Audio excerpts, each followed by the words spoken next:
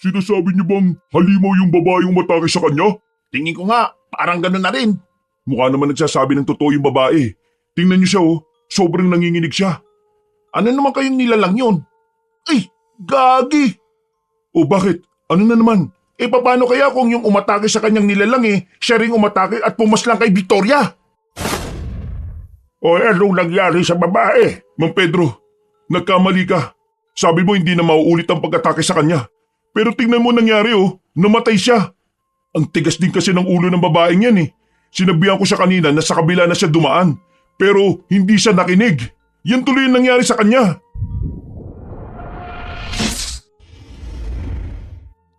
Ilang araw nang napapansin ni Ronron na laging hawak-hawak ng kanyang lolo Rodman ang larawan ng kanyang lola Ana. Namatay ang kanyang lola 4 na taon na ang nakalilipas. Kaya naman, hindi niya rin masisisi si Mang Rodman kung bakit ganito na lamang ang pagkasabik nitong makasamang muli ang kanyang asawa. Mahal na mahal ni Mang Rodman si Aling Ana noong nabubuhay pa ito. Masigla at masayahing tao ang matandang lalaki noon.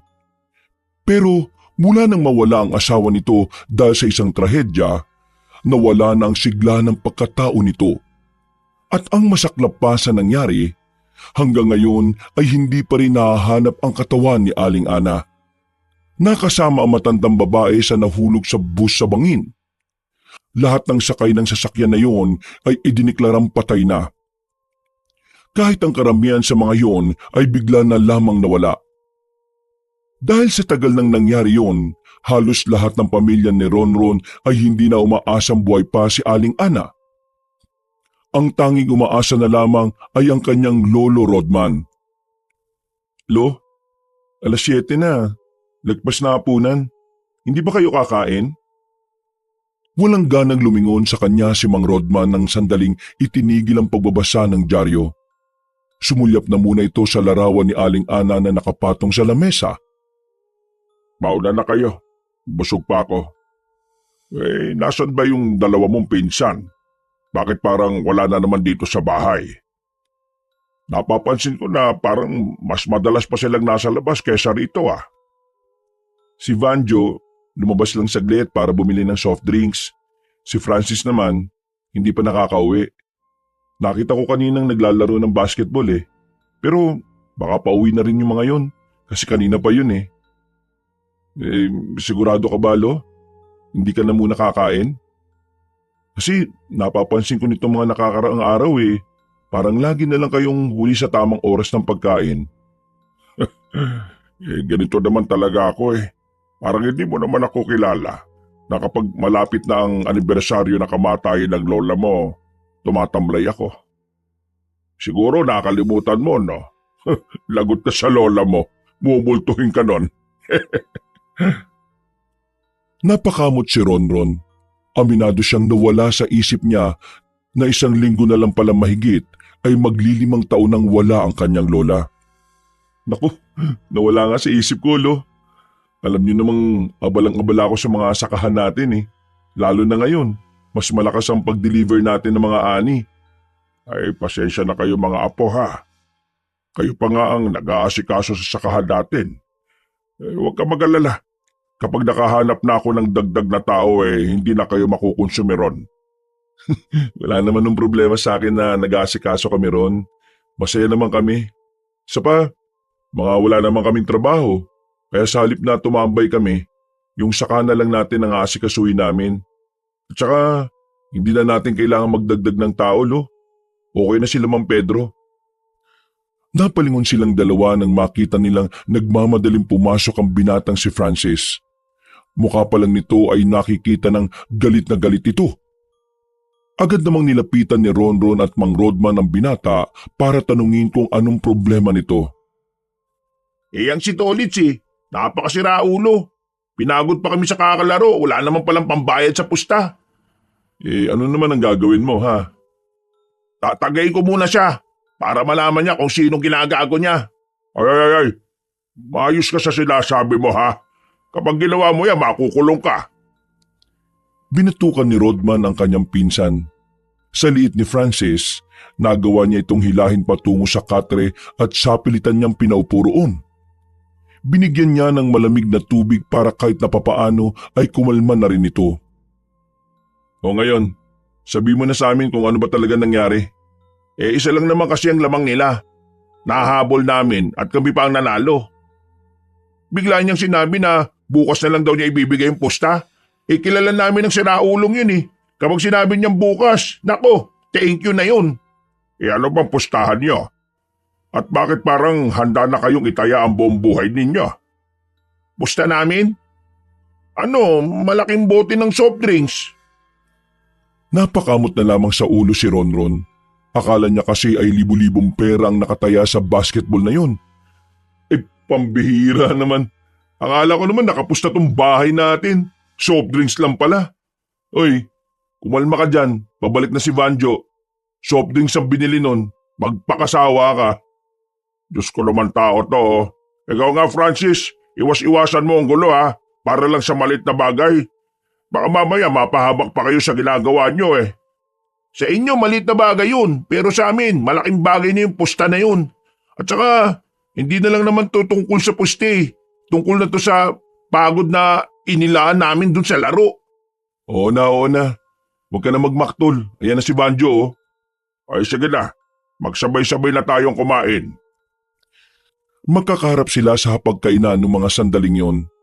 Malawak ang sala nila at ang lamesa para sa kanilang apat lang. Sa katunayan, malaki at maganda ang bahay na tinitirhan ng magpipinsan. Makaluma ang disenyo ng bahay pero malinis naman. Alagang-alaga kasi ito ni Mang Rodman. Halos araw-araw kasi itong nililinis. Matapos kumain, nakita na naman ni Ronron ang kanyang lolo Rodman na hawak na naman ang larawan ng kanyang lola. Napangiti na lang ng bahagya si Ronron. Inisip na lang niya na ayos na rin ang ganon. Baka sakaling sa pamamagitan nun, unti-unti nang makausad ang kanyang lolo Rodman. Kinabukasan, maagang nagtungo ang tatlong binata sa sakahan. Kailangan naroon silang palagi para bantayan ang trabaho ng mga tao nila. May nakarating kasi sa kanilang balita na may iilan na tatamad-tamad sa ginagawa. Magandang umaga sa inyong tatlo. Kumusta ang gising natin? Sinalubong agad sila na matandang si Pedro, ang pinakamatagal na nilang tao at ang pinakapinagkakatiwalaan nila. Ayos naman po. Kayo, kumusta naman po? Hindi ba kayo nagsasawa rito sa sakahan? Halos lahat ng kasabayan nyo, mga wala na rito eh. Puro bago na po yung mga kasama ninyo. Nagsasawa? Hindi. Kapag gusto mo ang isang bagay, hindi ka magsasawa. Ganun din sa tao. Kapag mahal mo, kahit na wala na ang taong yon, ay siya at siya pa rin. Hindi ka magsasawa. Agad nang naisip ni Ronron ang kanyang lolo Rodman.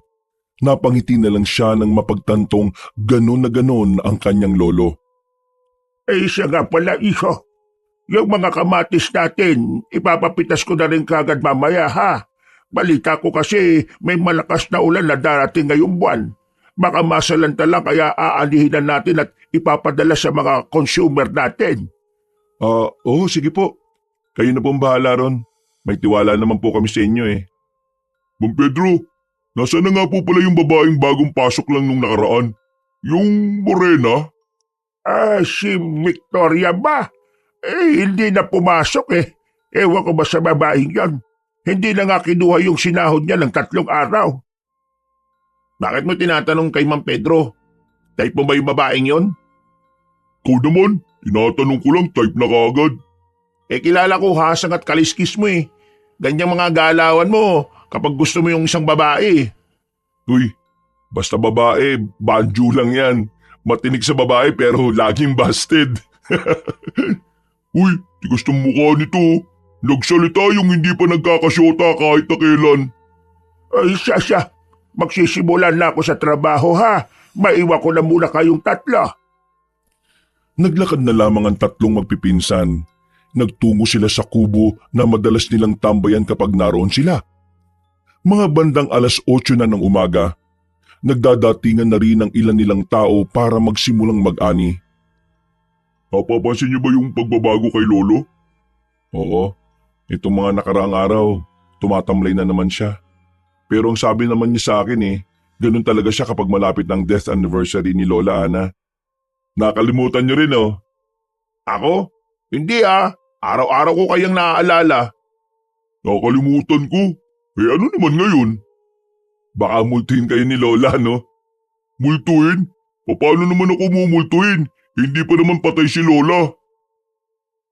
Nagkatinginan si Ronron at Francis ng mga sandaling yon. Akala nila nagbibiro lang si Vanjo pero seryoso ang mukha nito. Hanggat walang nakikitang katawan, hindi dapat kayo naniniwalang wala na yung tao. Kaya naiintindihan ko si Lolo Rodman Kaya hindi nawawala sa kanya yung pag-asa kasi wala namang hinarap na ebidensya sa kanya. Pero magli-5 taon na mula nang mangyari yung trahedyang yun Tingin mo kung buhay pa si Lola Ana, hindi siya uuwi sa atin? Paano kung nakakuha siya ng ibang tao?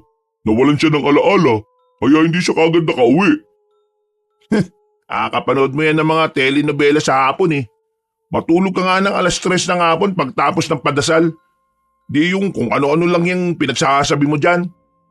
Ikaw ang matulog sa hapon para naman tumangkad ka. Mas mataas pa sa iyo pride ko kaysa sa height mo. Sus, nagsalita ang bano mag-basketball. Uy, tumigil nga kayo. Nagkakasaran na naman kayo Tapos mamaya niya magsusuntukan na naman kayo. Kung nasan man si Lola, ipanalangin na lang natin na sana nasa maayos lang siyang kalagayan at masaya na siya. Tumulong na lamang ang magpipinsan sa pag-ani ng kanilang mga tanim. Maghapon silang nagbanat ng buto para matapos na kagad ang kanilang mga trabaho bago man lang dumating ang masamang panahon. Dakong 4:00 ng hapon, natapos na rin sila. Nag-uwian na ang iba. Pero silang tatlo, mas piniling magpahinga na lamang muna sa kubo habang nakatanaw sa kanilang sakahan. Nilapitan sila ni Mang Pedro. Inabutan sila ng malamig na tubig. Agad naman nilang pinag-agawan yon. Mang Pedro, pasensya na kayo sa mga to Para kasi mga siraulo to kapag komportable sila sa tao Ay nako, wala namang problema. Mas maganda ngang komportable sila sa akin Mang Pedro, may itatanong pala ako. Nung nakaraan ko pa to gustong itanong pero nakakalimutan ko ano ba naman yan?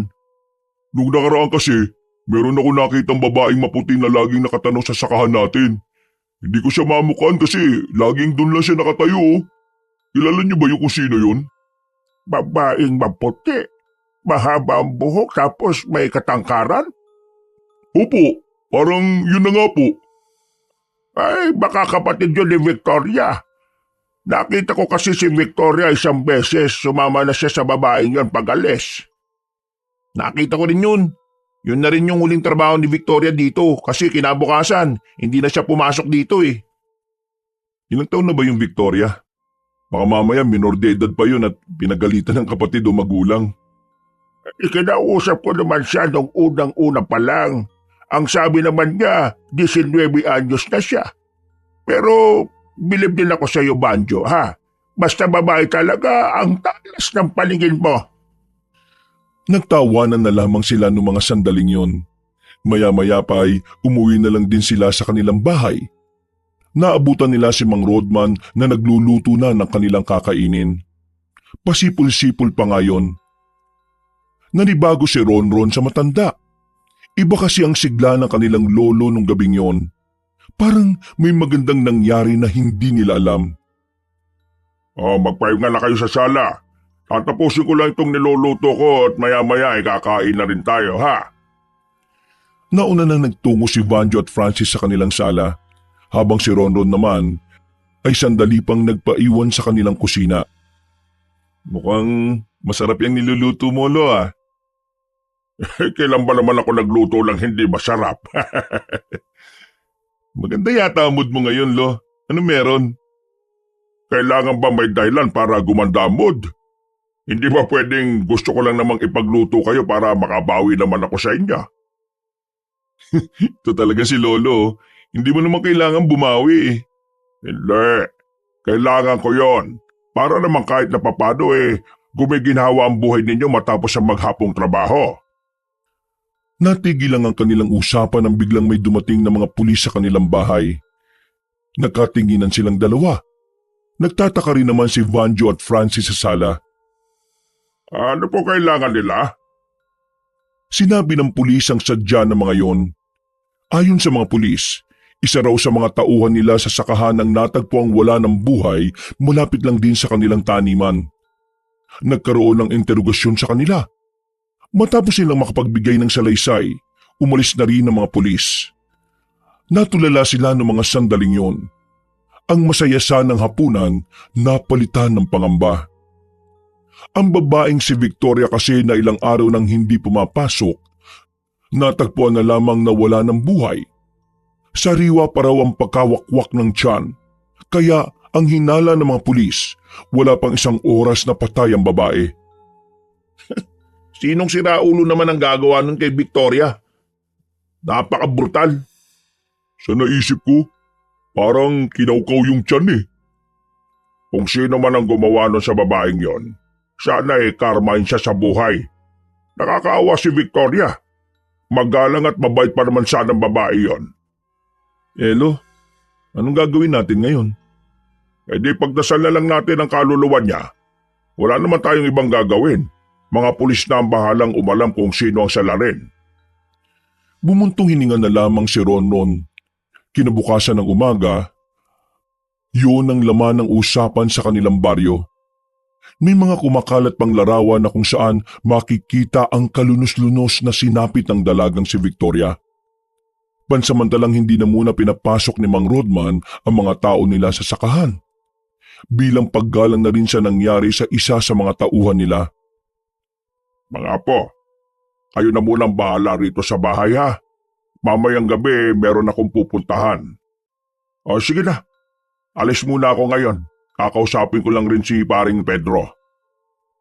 Nagmamadaling lumabas ng bahay ang matandang yon nung hapon.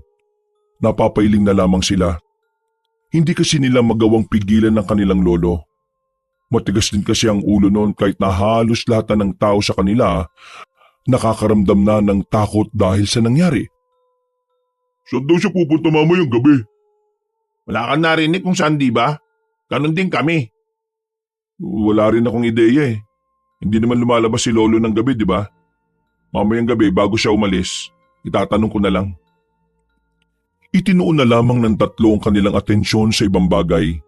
Si Francis nagpunta na lang sa mga kalaro nito sa basketball. Habang si Vanju naman, inilabas na lamang ang kanyang canvas para tapusin ang pinipinta na noong nakarambuan pa nakatenga. Habang si Ronron naman, siya na lamang ang nagkusang magluto ng kanilang kakainin. Pagsapit ng gabi, umuwi ang matandang si Rodman. Saglit lang ang nakalipas, lumabas ito ng silid ng bihis na bihis. Nakapangalis ito na parang merong kikitaing tao. Olo, ayos ang forma natin ha. Saan ba lakad natin? Nako, hindi nyo na kailangan malaban.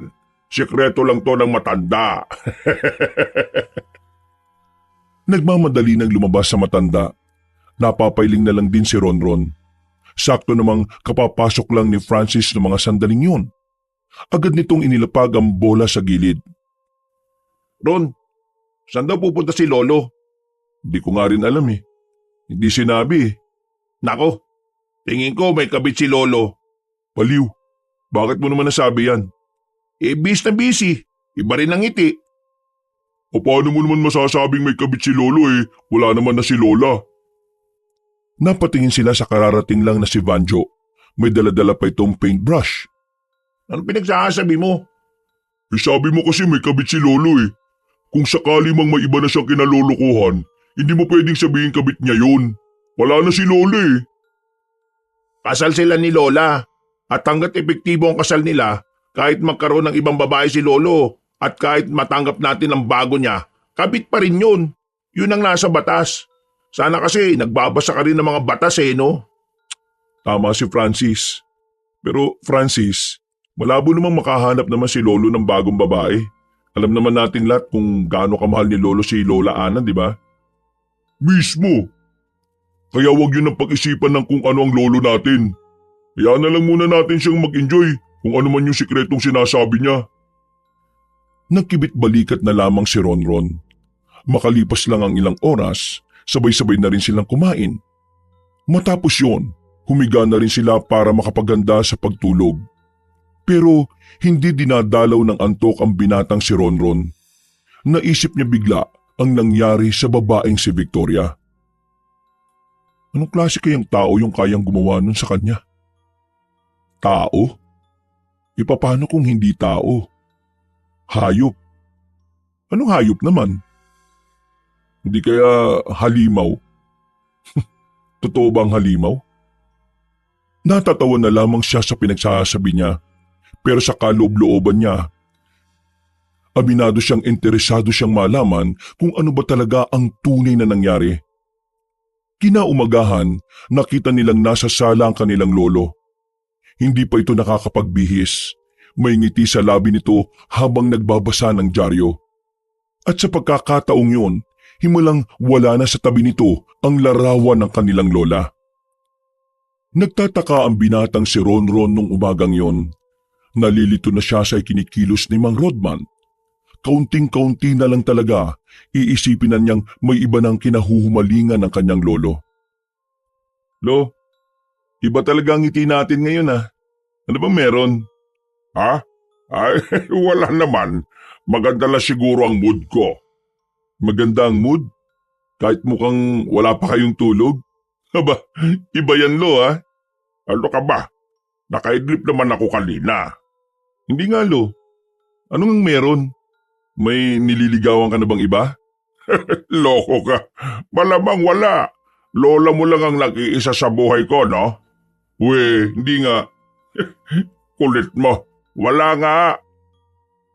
Eh, sige na. Matutulog na muna ako. Ay, teka. Ano palang balita kay Victoria? Nakita na ba yung gumawa nun sa kanya? Wala pa rin balita eh. Parang wala naman daw kasing kamag-anak dito sa atin yun. Ay, kawawa naman talaga yung dalagang yan, no? Maging masaya na sana ang kaluluwa niya sa langit. O siya, matutulog na muna ako ha. Dire-diretso ang matandang lalaki papasok sa silid nito. Napansin pa ni Rondo nang nakaipit na panyo sa bandang likuran ng kanyang lolo. Hindi niya kilala ang panyong yon at parabang pambabae rin ang panyo. Mas lalo tuloy siyang naghihinala na baka meron na itong pinopormahan. Para naman kasi kay Ronron, wala namang problema kung magkaroon ulit ito ng minamahal. Patanda na rin naman kasi ang kanilang lolo at palagay niya karapatan naman ng matandang lalaki ang maging masaya ulit. Sinasabi ko naman kasi sa inyo, may iba ng babae si Lolo. Habang tulog si Mang Rodman nung tanghali, nag-usap-usap ang magpipinsan sa sala. Katatapos lang nilang mananghalian noon mga sandaling yon. Laman ng kanilang usapan kung totoo nga bang may iba ng babae ang kanilang lolo. Eh ano naman kung may bago na siya? Okay lang sa'yo na may kabit si Lolo? Hindi nga kabit ang tawag doon, ang kulit mo. Kabit pa rin yun. Alam nyo, nahihiwagaan nga rin ako sa kilos ni Lolo eh. Kanina, unang beses na tumambay siya rito sa sala na wala yung larawan ni Lola Ana. Kakaiba rin kasi talaga yung ngiti niya eh. Yung parang ngiti ng isang binata na unang beses na in love. Parang ganun eh. Eh anong iniisip niyo ngayon? What? Eh di alamin natin kung totoo bang may kabit si Lolo. Baka naman magalit si Lolo kapag nalaman niyang minamanmanan natin siya. Hindi siya magagalit kung hindi naman niya malalaman. Ito talaga si Francis oh. Kahit na kailan pa si Muno eh. Hindi lang naman para sa atin ang gagawin natin. Para din naman ito kay Lolo. Siyempre, kailangan din natin malaman kung sino nga ba yung kinalolokohan niya. Kailangan nating malaman kung ligtas ba siya o kung sino man yung babae niya. Sabagay, may punto si Francis. Pero paano natin gagawin? Simple lang. Sundan natin si Lolo kung saan siya pumupunta sa gabi. Nagkatinginan silang tatlo habang magkakaharap sa sala. May halong kabang nararamdaman si Ronron. Yung kasi ang unang beses na gagawin nila yon. At wala silang kalam-alam kung papaano magalit ang kanilang lolo sa oras na mabisto nito ang gagawin nila. Mabilis na lumipas sa mga oras. Sumapit na rin ang kinagabihan. Kagaya ng kanilang inaasahan, mabilis na nakapaganda ang kanilang lolo. Bihis na naman ito. At kakaiba ang gabing yon dahil merong daladalang prutas ang kanilang lolo. Hindi na lamang nila pinuna yon dahil baka makahalata sa kanila. Kaya ang ginawa nila, hinintay na muna nila yung makalabas. Nang masiguro nilang hindi na sila mapapansin, sinundan na nila yon sa paglalakad. Visit ka, huwag mo nga akong hawakan sa damit. Arte mo naman, mumurahin lang naman ng damit mo eh. Uy, kapag hindi kayo tumigil dalawa, maririnig na tayo ni Lolo eh.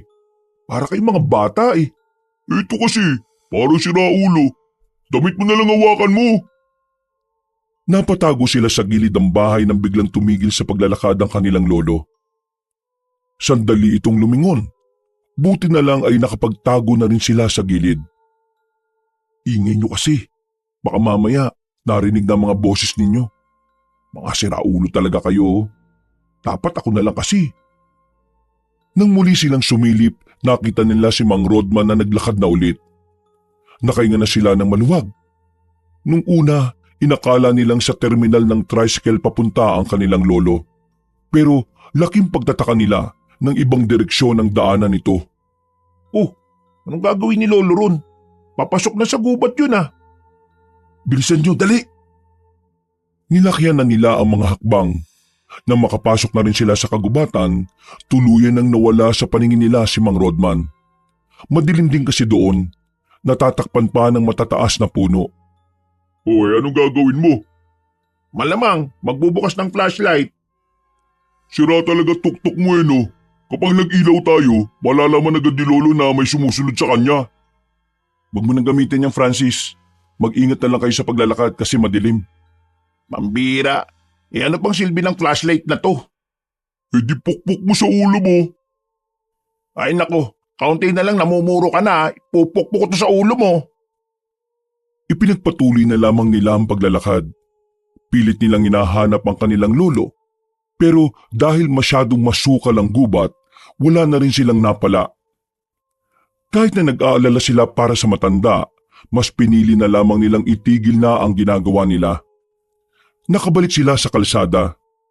Sandali silang tumigil sa isang tindahan habang nainom ng paborito nilang soft drinks. Nakakapagtaka naman si Lolo. Gubat na yung parting yun. Sino namang kikitain niya sa ganong klase ng lugar? Hindi kaya... Ano? Nagayo ba si Lolo? Ganyan sasabihin mo, di ba? Patapusin mo nga muna ako. Ano bang sasabihin mo, Francis?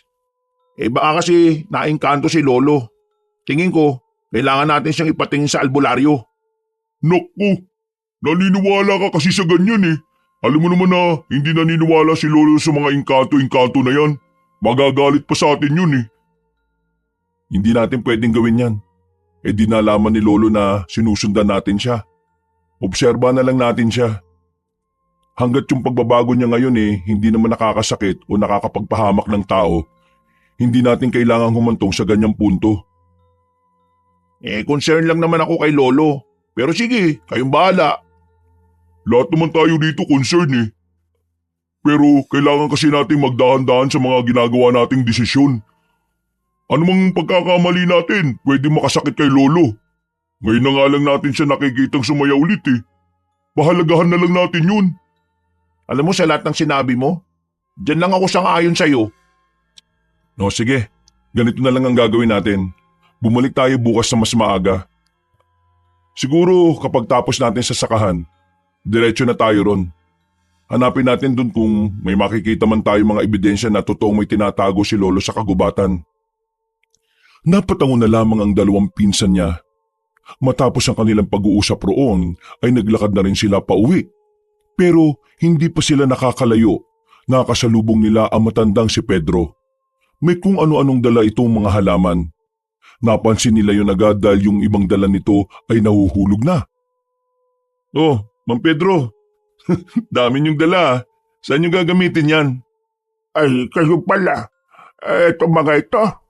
May nakapagsabi kasi sa akin na itong mga ito mabisang panlinis daw ng kaloob-looban ng katawan. Nilalaga raw ito tapos iniinom. Kaya nga lang masyadong mapait ang lasa.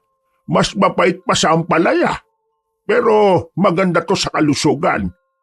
Hanep, kung ganun pwede nyo palang pagkakitaan yan ano? Hindi. Ang pananaw ko kasi, binigay ito ng Diyos sa atin. At ang bigay ng Diyos, binabahagi sa ibang tao ng libre. At saka, ayos naman ang kita ko sa sakahadin nyo Mababait naman kayo mga boss. Nako, wag niyo na po kaming tawagin na boss. Tauhan lang din naman kami ni Lolo Ay siya nga pala, nabalitaan nyo naman siguro yung nangyari kay Victoria, no? Nakausap kami ng lolo niya.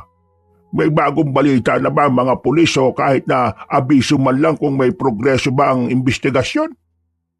Ang totoo niyan, Ma'am Pedro, wala pa rin talaga. Hirap na hirap ang mga pulis kung sinong tutukuyin nila Hindi kaya aswang? Ano po yun? Ay wala. Ang sabi ko, kailangan ko pala ng bawang. O sabay-sabay na tayo maglakad. Pauwi na rin ako Tinulungan na lamang nilang tatlo ang matandang lalaki sa mga dala nito. Habang tinatahak nila ang daan, napansin ni Ron ang suot-suot na matandang lalaki na pulseras. Meron kasi yung bato na kulay itim. Nagandahan siya sa simpleng disenyo. At nang tanungin niya kay Mang Pedro kung saan ito nabili ang pulseras, nagbirulang ang matandang lalaki. Ay, ito, bigay ito ng engkanta. Hindi na lamang pinansin ni Ronron ang sinabi ni Mang Pedro. Naghiwalay na rin sila ng landas nang maunang makauwi ang matanda kaysa sa kanila. Pagbalik nila sa kanilang bahay, tulala pa rin ang tatlo. Tamang upo lang sa sofa at nakatingin sa kung saan-saan. Wala silang magawa. Umaandar lang sa utak nila ang kanilang lolo at ang misteryoso nitong aktibidad sa kagubatan. Makalipas ang ilang oras, dakong 2:00 na ng madaling araw nang makaramdam na rin sila ng antok. Kanya-kanya na silang punta sa mga sarili nilang kwarto. Pagiga pa lang ni Ronron, pumikit na siya kaagad. Pero mag-iisang oras pa lang siyang natutulog, nagising na agad siya dahil sa malakas na sigaw na narinig niya. Nung una, inakala niyang baka parte lang yun ang kanyang panaginip. Pero hindi. Bumukas ang pintuan niya at pumasok si Francis at gising na gising pa ang binata. Mukhang hindi rin ito natulog. Narinig mo? Ang alin? Yung sumigaw? Oo, may sumigaw na babae. Oo, narinig ko. Akala ko panaginip ko lang Dumating na rin si Banjo. Nagkukusot pa ito ng mata ng puntahan nila. Saan ba yun? Sobrang lakas ng sigaw. Tingin ko malapit lang dito sa atin. Oh, saan ka na naman pupunta?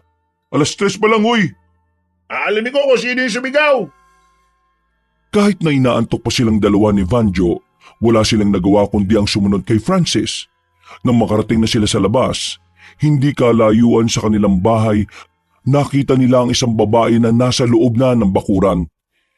Inaasikaso na siya ng pamilyang naroon. Iyak ng iyak ang babae. Kita nilang may dugo ang kaliwang braso nito. Sa kanilang pagkakarinig, sabi ng babae ay bigla na lamang may umataking nilalang. Ang nilalang ay isa rin daw babae. Mahaba ang buhok. Parang inaagnas na ang katawan. Pangit ang mukha at mahaba raw ang kuko. Sinasabi niyo bang halimaw yung babaeng umatake sa kanya? Tingin ko nga, parang gano'n na rin. Mukha naman nagsasabi ng totoo yung babae. Tingnan niyo siya parang nanginginig siya. Ano naman kayang nilalang yun? Gagi. O bakit? Ano na naman? Paano kaya kung yung umatake sa kanyang nilalang siya ring umatake at pumaslang kay Victoria? Sa hindi malamang dahilan, naramdaman na lamang ni Ron ang pagtindig ng kanyang mga balahibo. Para bang may dulot na kakaibang kilabot ang sinabing yun ng kanyang pinsan. Aminado rin naman kasi siya na maaring may koneksyon yon sa nangyari sa dalagang si Victoria. Hanggat wala pa tayong ebidensya, hindi natin pwedeng sabihin na may koneksyon nga yun. Pero pwede. Hirap na hirap yung mga pulis na malaman ang pagkakakilanlan ng pumatay. Baka siguro kaya sila nahihirapan kasi nga ibang nila lang yun. Yan ang gusto ko sa inyong dalawa Kumagaan na utak nyo para maintindihan ako. Ang tingin mo sa amin, kinakalawang ang utak. Pero kung ganito ang hinala natin, paano natin ito sasabihin sa mga pulis? Bakit tayo magsasabi? Ayun yung babae. Kapag nagsumbong sa pulis yan, baka magkaroon na rin ng ideya ang mga pulis na hindi tao ang pumaslang kay Victoria. Huminga ng malalim si Ronron. Napansin naman yun ng dalawang pinsan niya sabay tapik sa balikat niya. Takot ka ba? Hindi naman. Nag-aalala ako para kay Lolo. Kasi kung totoong may halimaw na pumapatay dito sa atin, baka mamaya mapahamak si Lolo. Lalo na't gubat pa naman yung pinupuntahan niya. Kaya nga dapat malaman na natin sa lalo madaling panahon kung ano ba talaga yung ginagawa ni Lolo Rodman dun eh. Nung mga sandaling yun ay bumalik na lamang ang tatlo sa kanilang bahay. Hindi na sila natulog. Nagkape na lamang sila habang nag-aabang kung may mangyayari na namang kababalaghan. Pero tumilaok na ang manok bandang 5:00. Wala na ring nagparamdam na halimaw sa baryo. Lumabas ng bahay si Ronron. Malakas naman na ang loob niya dahil marami naman na ang gising ng mga oras na yon. Karamihan sa mga naroon kasi ay may mga sari-sariling tindahan sa bawat bakuran. Habang naglalakad siya, nakasalubong niya pa ang babaeng inatake umano ng isang halimaw. May benda na ito sa kamay. Miss, pwede ko bang malaman yung tungkol sa nangyari? Miss? Nilagpasan lang siya ng babae para bang hindi siya nito narinig. Tulala lang yon habang nakatingin sa ibaba. Miss, wala ka bang ibang kasama? Huwag ka maglakad na mag-isa o kaya dito ka dumaan sa kabila para maraming tao. Miss! Hoy! Hayaan mo na siya. Agad na napalingon ng binatang si Ronron nang marinig ang tinig na yon ni Ma'am Pedro. Pagharap niya, bumungad sa kanyang matanda sa karaniwan nitong anyo. Oh, Ma'am Pedro, alam niyo po ba yung nangyari? Yung tungkol dun sa babaeng yon? Oo, narinig ko lang doon sa isang bahay. Napadaan ako ron eh. Ayos lang ba yung babaeng yon? Kasi kung totoo yung sinasabi niyang may nilalang na umatake sa kanya, di delikado yung buhay niya kung mag-isa lang siya. Rasmana! Ma'am Pedro naman, seryoso ko. Huwag ka mag-alala. Malapit na rin namang mag-umaga. Kung totoo mang may halimaw ngang umatake sa kanya, hindi na yun mauulit. Lalo na't ilang minuto na lang sisikat na rin naman ang araw. May alam po ba kayo sa mga halimaw, Ma'am Pedro? Mahilig kasi akong magbasa-basa ng mga kababalaghan. At ayon sa mga nababasa ko, marami kasing uri ng halimaw. Anong klaseng halimaw ba? Marami. Pero ang pinakakilala sa bansa natin, aswang. Ano? Aswang? Sinasabi niyo po bang pwedeng aswang ang umatake sa kanya? Di natin sigurado. Kasi itong mga sasabihin ko binabase ko lang naman sa mga nababasa ko. Wala rin naman akong alam sa aswang-aswang. Ganun ba? Akala ko naman matutulungan niyo akong mabigyan ng kasagutan ng mga tanong ko sa utak ko. Iho, sa mga ganitong bagay, mas mainam na wala kang ganong alam. Paminsan-minsan, ligtas sa mga taong mangmang. At ang mga taong meron ng nalalaman, madalas na sila pa ang napapahamak. Ano pong ibig niyong sabihin? Magsasalita pa sana si Ma'am Pedro pero bigla na lamang silang nakarinig na naman ng malakas na sigaw. Boses yun ng babae at hindi maaring magkamali ang lalaking si Ronron. Ang tinig na yun ay nagmumula sa babaeng inatake ng nilalang. Sa taranta ni Ronron, agad siyang tumakbo para hanapin kung saan ang gagaling ang sigaw na yun. Lumiko siya sa isang kanto. Naglakad pa siya ng kaunti. Maya-maya lang, nakita na lang niya ang isang bangkay ng babae na nasa halamanan. Duguan ang buong katawan. Wak-wak ang tiyan. Sa sobrang pagkagulat, napatras si Ronron. Muntikan pa siyang matumba. Buti na lang ay nasalo siya ni Ma'am Pedro na sumunod din pala sa kanya. Mang Pedro, nagkamali ka. Sabi mo hindi na mauulit ang pag-atake sa kanya. Pero tingnan mo ang nangyari namatay siya. Ang tigas din kasi ng ulo ng babaeng yan Sinabihan ko sa kanina na sa kabila na lang dumaan. Pero hindi siya nakinig. Walang salitang lumabas sa bibig ng matandang si Pedro. Hindi rin ito makapaniwala na sa unang pagkakataon nagkamali siya ng prediksyon pagdating sa mga ganong klase ng bagay. Maliwanag na ang paligid nang dumating na ang mga pulis. kasama roon ang tauhan ng kanilang barangay. Kumpulan na naman ng mga tao. Maririnig ang kanya-kanyang haka-haka. Nasa gilid lang si Ronron noong mga oras na yon habang katabi ang dalawa niyang pinsan. Hindi pa rin mawala-wala sa isipan niya ang eksaktong imahe ng bangkay ng babae.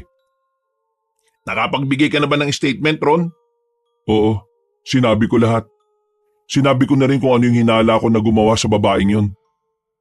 Anong sinabi mo? Tingin ko, aswang ang pumapatay rito. Aswang lang naman ang may kakayahang mambutas ng tiyan ng isang tao at kunin ang mga laman loob nila. Aswang? Sa totoo niyan, yan din ang iniisip ko eh. Naku po, napunta na tayo sa aswang. Anong gusto mong isipin namin? Wala naman ako sinasabing mali ah. Kung hindi ka naniniwala sa sinasabi namin, umuwi ka na lang sa bahay at baka naroon na si Lolo. Naglakad na lamang palayo si Vanjo at naiwan silang dalawa roon. Pareho silang nagkasundo sa kanilang hinala. Nilibot ni Ronron ang kanyang paningin pero hindi na niya nakita roon si Mang Pedro matapos itong makapagbigay ng salaysay. Kay Mang Pedro ako nagkaroon ng ideya eh. Nabanggit niya kasi na ang aswang daw ay isang uri ng halimaw. Kung aswang nga, ibig sabihin, babae yung aswang. Di ba sabi ng biktima, unang atake sa kanya, babae ang nakita niyang halimaw? Hindi issue rito kung anong kasarian ng pumapatay. Ang iniisip ko rito, ano yung dahilan niya at bakit parang babae lang ang binibiktima niya? Sandali silang natahimik. Pareho silang walang alam na sagot sa tanong na yun. Maya-maya pa, dinala na rin ang bangkay ng babae. Nag-alisan na rin ang mga tao at umuwi na lang din ang dalawa. Nang makauwi na sila sa bahay, inabutan nilang nag-uusap si Vanjo at si Mang Rodman. Naikwento na rin ni Vanjo ang tungkol sa mga nangyari. Pero parang hindi man lang nabahala ang kanilang lolo. Sa isip-isip ni Ronron, baka masyado itong masaya para intindihin ang mga bagay na wala namang kinalaman sa kaligayahan nito. Nasa hapagkainan na sila habang kumakain ng almusal. Lim na inoobserbahan nila ang matandang lalaki. Napansin ni Ronron na suot-suot ng kanilang lolo ang wedding ring nito. Mas lalong naguluhan si Ronron. Hindi niya malaman kung totoo bang may bago na si Mang Rodman o baka mas may iba pang nangyayari. Nang makatulog na si Mang Rodman, lumabas ng bahay ang tatlo. Tumungo sila sa sulok ng kanilang bakuran para makapag-usap-usap. Anong gusto mong iparating? Nababaliw na si Lolo. Yun agad ang naging reaksyon ni Vanjo nang sabihin ni Ronron ang mga bagay na naiisip niya. Nung una, inakala natin na may iba na kasi naalis siya ng gabi. Tapos ngayon, sinuot niya ang wedding ring nila ni Lola. Kung may iba na siyang kinakaadikan, dapat hindi siya magsusuot ng wedding ring kasi ikakagalit yun ng bago niyang chika babes. Kung meron man. Kaya nga sinasabi ko sa inyo paano kung naapektuhan na ang pag-iisip ni Lolo sa sobrang pagkamis niya kay Lola? Paano kung yung inaalis ni Lolo sa gabi, pinupunta niya yung puntod ni Lola? Insan, kung saan nangyari yung aksidente ni Lola, yun na yung parang pinakapuntod niya. Alam mo naman kung gaano kalayo yun, di ba? Paano makakarating si Lolo ron nang hindi sumasakay? Tapos sa gubat pa nadaan. Hindi kaya naiengkanto nga si Lolo? Tapos yung engkantong yun nagpapanggap lang na si Lola. Kaya ganun na lang yung pagpasyal-pasyal niya sa gubat ng gabi. Tumayo si Vanjo at kumamot ng mabilis sa ulo nito. Parang iritadong-iritado na ito sa mga naririnig. Engkanto ang putik! Kanina usapan natin aswang, ngayon engkanto. Pustahan, mamaya tiyanak na susunod, hindi kay duwende Inaalam lang natin ang mga posibilidad na pwedeng mangyari. Manahimik ka na nga lang kung ayaw mo makinig. Vanjo, alam mo minsan, subukan mo ring maniwala sa mga bagay na nakasanaya mong baliwalain. Baka mamaya kapag mismong nasa harapan mo na, hindi mo alam ang gagawin kasi akala mo hindi totoo. Oo na. Kulit naman Sa ngayon, hindi na muna tayo pupunta sa sakahan. Sasabihan lang natin si Mang Pedro na siya na muna ang bahala. Tapos, rekta na tayo sa gubat. Kahit naduda pa rin ang binatang si Vanjo sa mga tsoryang sinasabi ng dalawa, sumama na rin ito ng tanghaling yon. Nagtungo sila sa kagubatan. Sinundan nila ang direksyon na una nilang dinaanan. Nang tumbukin nila ang direksyon na hindi nila pinuntahan, nakarating naman sila sa parting maraming nakatirik na kawayan. Merong bakas ng daan doon, kaya malakas ang hinala nilang tatlo na doon dumaan ng kanilang lolo. Tingnan niyo to. Tinuro ni Vanjo ang isang lumang panty na nakasabit pa sa sanga ng isang halaman. Kulay pula ito, pero parang matagal na yun doon dahil nababalutan na ito ng dumi. Anong tingin niyo dyan? Ang wild naman siguro ni Lolo kung sinabit lang niya dyan yung panty ng bago niya. Uy, tingnan nyo naman yun. Tinuro ni Francis ang direksyon na kung saan may nakita silang bahay na yari sa kawayan. Paakyat yun sa bundok. Kailangan nilang umakyat para makita kung may tao ba roon o wala. Tara, lapitan natin. Uy teka, wag muna. Uy, bakit naman? Baka mamaya mga siraulo nakatira dyan. Lalapit lang tayo, sisilip lang tayo. Hindi tayo lalapit sa mismong harapan ng bahay. Ayaw nyo ba? Eh di ako na lang ang lalapit. Jesus, ang kulit mo naman. Kumalma ka nga. Yaman mo na siya. Sige na, mabit ka na ron. Walang sinayang na pagkakataon si Francis. Agad-agad itong umakyat patungo sa kinaroroonan ng bahay. Habang si Ronron at Vanjo naman, umupo na lamang muna habang nakatingala kay Francis. Pag mga rebelde nasa loob ng bahay na yan, magiging alaala na lang talaga tayo. Tigas ng bugo nitong si Francis eh. Kapag mga ganitong bagay talaga, parang natutuwa pa siya eh. Ganadong ganado. Hindi nagtagal, bumalik na rin ang lalaking si Francis. Iiling-iling lang ito sa kanila. Oh, ano nakita mo? Nakatalikod eh. Hindi ko nakita ang mukha, pero negative yun. Matandang babae na yun eh. Malabong yun na yung bago ni Lolo. Hindi ba pwedeng matanda rin na maging bago niya? Nakita namin ni Francis si Lolo nung nakarambuan. May magazine ng mga sexing babae. Kaya malabo nga na matandang ipalit niya kay Lola. Eh di tara na, umalis na tayo. Nung mga sandaling yun ay wala naman silang napala. Bumalik na lamang sila sa kanilang bahay. Pero wala na ang kanilang lolo. Pumunta sila ng kanilang sakahan. Nalaman nilang naroon pala ang matandang lalaki. Kausap si Mang Pedro. Nandyan na pala kayo. Saan ba kayo lang galing ha? Wala naman kayo rito kanina pa, sabi ni paring Pedro. Diyan lang kami nanggaling. Saan dyan? Sa lakad-lakad lang. Saan nga? Nag-survey lang kami sa bayan kung sinong pwedeng suplayan ng mga ani natin. Mabuti naman kung ganon. Akala ko kung anong kalokohan ang ginagawa ninyo eh. O siya, tulungan nyo na lang kami rito magkarga ng mga ani natin sa truck. Ihahatid na to sa mga destinasyon kasi baka bukas bigla nang bumuhos ang malakas na ulan. Nakikita nyo naman madilim ang ulap po. Naging abala silang tatlo sa pagbubuhat ng mga sako-sakong inani nila. Noong mga sandaling yun, nakahinga sila ng maluwag dahil hindi naman naghinala sa kanila ang matandang lalaki. Mabilis na lumipas sa mga oras. Sumapit na naman ang kinagabihan. Inaabangan nilang umalis ang kanilang lolo Rodman at nang sa ganun, magagawa nila ulit itong sundan. Kayo na munang bahala rito ha. Kailangan ko lang umalis ulit. Huwag kayong lalabas ngayon at huwag pagalaw-gala.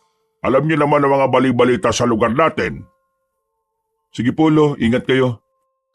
May dala po ba kayong payong? Baka abutan kayo ng ulan mamayang umaga. Huwag kayong mag-alala. Meron akong dala. Always ready ako, no? Ako pa ba? Astig mo naman, Lo. Pero mas astig kung aalis ka na. Uy, umayos ka nga. Nang makita nilang nakalabas na ng kanilang bakura na matandang lalaki, nagmamadali nilang sinarado ang bahay at saka sumunod sa kanilang lolo. Sa puntong ito, matagumpay nilang nasundan si Mang Rodman. Pero ang ipinagtataka lang nila, nakita nilang umakyat si Mang Rodman patungo sa bahay na una na nilang nakita. Mas lalo silang nalito nang matanaw na pumasok ang lolo nila sa bahay na yon. Tumigil na muna sila sa baba saglit. Ibig sabihin, yung nandun sa loob yun yung bago talaga ni Lolo? Sabi na sa inyo matanda rin ang trip ni Lolo at hindi mas bata sa kanya Tingin ko, ito na talaga ang chance natin para malaman kung sino yun. Tara, lumapit tayo. Kailangan natin makita ang mukha ng matandang yun. Umakyat sila at kaagad na nakalapit sa bahay. Pero mula sa kanilang kinalalagyan, ang nakikita lamang nila ay ang nakatalikod na imahe ng matandang babae. Puti na rin ang buhok ng matandang yon. Pero kahit isang paglingon lang sa labas ay hindi nito ginawa. Kaya naman, unti-unti nang nauubos ang pasensya ni Francis. Lumabas na ito sa kanilang pinagtataguan. Hinawakan naman ito kagad ni Ronron para pigilan. Uy, ano bang gagawin mo? O kumprontahin ko na si Lolo. Gusto ko malaman kung bakit kailangang ilihim niya ito sa atin. Hindi ko matatanggap na palitan niya si Lola. Hinawi ni Francis ang kanyang kamay. Naglakad na ito palapit sa bakuran. Sakto namang lumabas din si Mang Rodman. Nagkita-kita na silang apat. Nanlalaki ang mga mata ng kanilang lolo. Gulat na gulat ito sa kanila. Ay, bakit kayo narito? Paano nyo nalaman ang lugar na ito? Ito pala ang pinagkakaabalahan niyo, Lo, kapag umaalis kayo ng ganitong oras. Bakit hindi niyo sinasabi sa amin? Bakit kailangan yung ilihim sa amin na meron ka nang ipinalit kay Lola? At sa ganitong lugar pa talaga. Alam niyong delikado na ang panahon ngayon dahil sa mga nangyayaring patayan sa lugar natin. Pero nagagawa niyo pa rin isugal ang buhay niyo para lang sa bago ninyo? Akala ko ba mahal na mahal niyo si Lola Ana? Bakit kayo naghanap ng iba? Ay, magpapaliwanag ako. Ano bang ipapaliwanag niyo sa amin? Malinaw naman na may iba na kayo. Uy, Francis, maayos ka nga. Para kang tanga. Kaya nga tayo nagpunta rito para malinawan eh. Hayaan mo si Lolo na magpaliwanag. Lo, sige na. Bigyan mo ng linaw ang lahat. Makikinig kami. Francis, manahimik ka muna. Pigilan mo ang emosyon mo. Hayaan na muna natin marinig ang side ni Lolo. Napangisi si Francis at saka tumingin na lamang sa ibang direksyon. Unang-una, gusto kong humingi ng tawad sa inyo sa hindi ko pagsasabi ng tungkol dito. Alam ko kasi na hindi pa itong tamang panahon dahil alam kong hindi niyo pa maiintindihan. Maguguluhan kayo at magugulat kayo sa mga malalaman niyo. Pero dahil narito na rin naman kayo, sige, ipapaalam ko na sa inyo kung ano ba talaga ang tinatago kong lihim. Huminga ng malalim ang matandang si Rodman. Umupo ito sa hagdan sa tapat ng pintuan. Nitong mga nakaraan, nakita niyo naman kung gaano ko kalungkot. Kung gaano ko nasasabik na makasama ulit ang lola ninyo. Oo, inaamin ko, nagkaroon ako ng bago. Pero hindi ng babae, kundi ng bagong dahilan para maging masaya ulit. Akala ko kasi wala ng pag-asa. Pero dininig ng Panginoon ang dalangin ko. Nagbalik siya. Nandito na siya ulit. Buhay ang lola niya. Lo, ano to? Anong pinagsasabi niyo? Lo naman, huwag niyo na gamitin si Lola para pagtakpan tong pagpalit niyo sa kanya. Uy, dahan-dahan ka nga sa mga sinasabi mo, Francis. Baka nakakalimutan mo si Lolo yan. Hindi yan basta-basta matanda lang na nakakalaban mo sa basketball. Hindi ko kailanman pinagpalit ang lola ninyo. Etong singsing namin, sinuot ko ulit kasi alam kong may babalik na ang saya ko na nawala noon. Lo, paano bumalik si Lola? Isang gabi nung natutulog ako, dumalaw siya sa panaginip ko. At base sa panaginip ko, naninirahan siya sa gubat.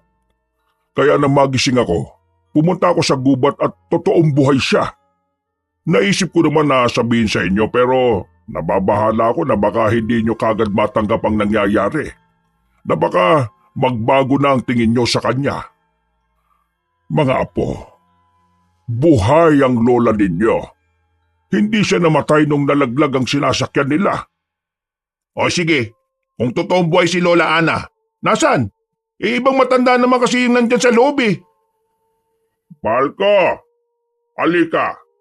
Hanapin mo yung mga apo natin. Nang bumukas ang pinto, nagulat sila nang bumungad ang isang matandang babae.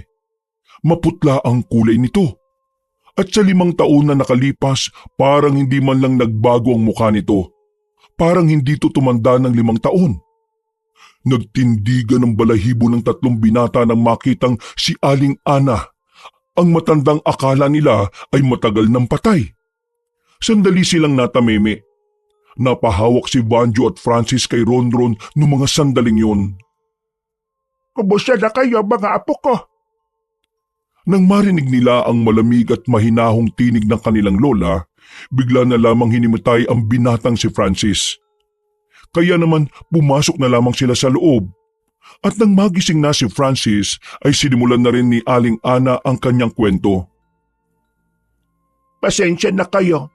Ako ang nagsabi sa lolo ninyo na huwag na munang sabihin. Gusto ko kasi sana na ako mismo ang magpapaliwanag sa inyo.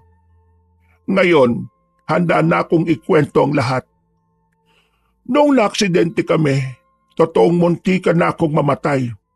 Agaw buhay ako, pati na rin ang mga kasama ko sa bus. Pero may mga grupo ng kababaihan na dumating. Kinuha nila kami. Pinasan nila ang mga duguan naming katawan. Akala ko noon ay patay na ako. Kasi ang dami kong sugat sa katawan. Bali din ang braso ko noon. Pero nang magising kami, parang walang nangyari. Nawala ang mga sugat namin. Mabilis na naghilom, ganun din ang pagkabali ng mga buto namin. Nagtaka ako kung ano ang nangyari. Hanggang sa si Cecilia na mismo ang nagpaliwanag sa amin. Para mabuhay kami, ginawa niya kaming aswang. Hindi inaasahan ni Ronron na yun ang sasabihin ng matandang babae. Napapahila mo siya sa sariling mukha. Nawiwindang siya sa mga revelasyon. Parang hindi kakayanin ng utak niya kung hindi niya pa maririnig ang iba pang detalye. Alam kong mahirap paniwalaan, pero yun ang nangyari. Ginawa niya kaming aswang para mabuhay. Pero ang kapalit nun, paglilingkuran namin siya. Tutulungan namin siyang maibalik ang dati niyang anyo sa pamamagitan ng pagkain ng mga laman loob ng taong babae. Pero kalaunan, nagkahiwa-hiwalay din kaming lahat. Iniwan namin si Cecilia ng mag-isa dahil hindi namin kaya ang pinagagawa niya.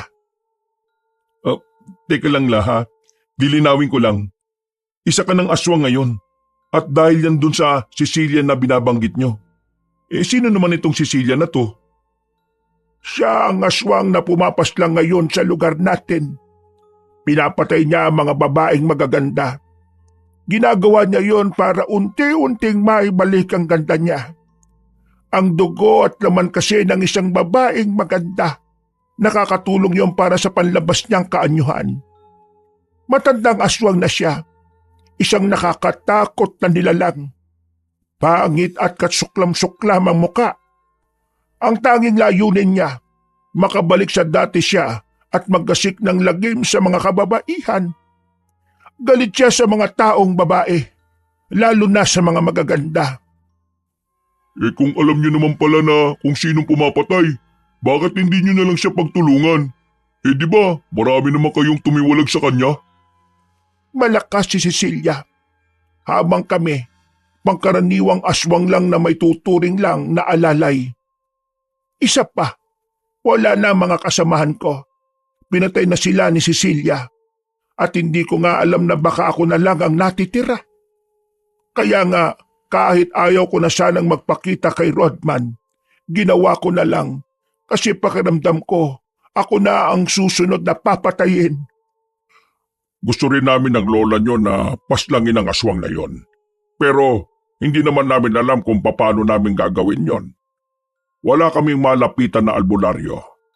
Lahat ng kinausap ko, tumatanggi sila dahil hindi nila kayang humarap sa mga aswang. Kaya ngayon, ang ginagawa ko, lagi kong binabalikan ng lola ninyo rito para kahit papano may naprotekta sa kanya sa gabi. Pero curious lang ako ang mga aswang ba, hindi ba pwede sa liwanag?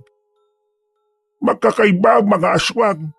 May pwede sa liwanag, meron din namang bawal sa liwanag. Pero kami, hindi kami pwede sa liwanag dahil ganun din si Cecilia. Ang dugo niya ang nananalaytay sa amin. Kaya pare-pareho kaming mamamatay kung masisinagan kami ng araw. Kaya nga, sa gabi lang ako nagpapasama sa lolo ninyo. Kasi sa umaga, ligtas naman ako rito. Aswang ba talaga kayo, La? La, pakitaan mo nga kami. Sa isang iglap lamang, naging kulay itim ang lahat ng mata ni Aling Ana. Nagkaroon din to na makakapal at nakaumbok na ugat sa muka.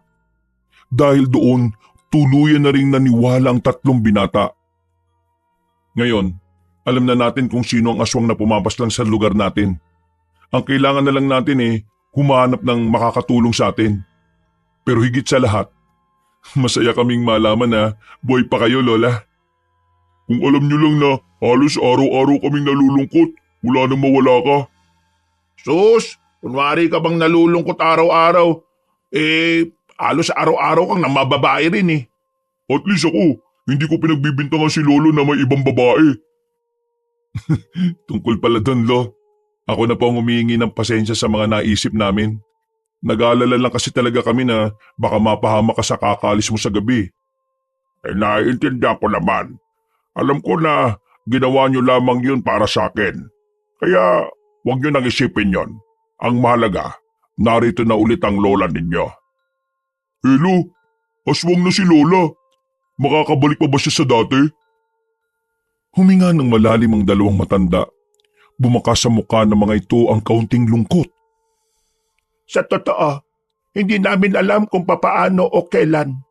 Basta ang iniisip na lang namin ng lolo ninyo ay kung papaano ko magagamit sa kabutihan itong pagiging aswang ko.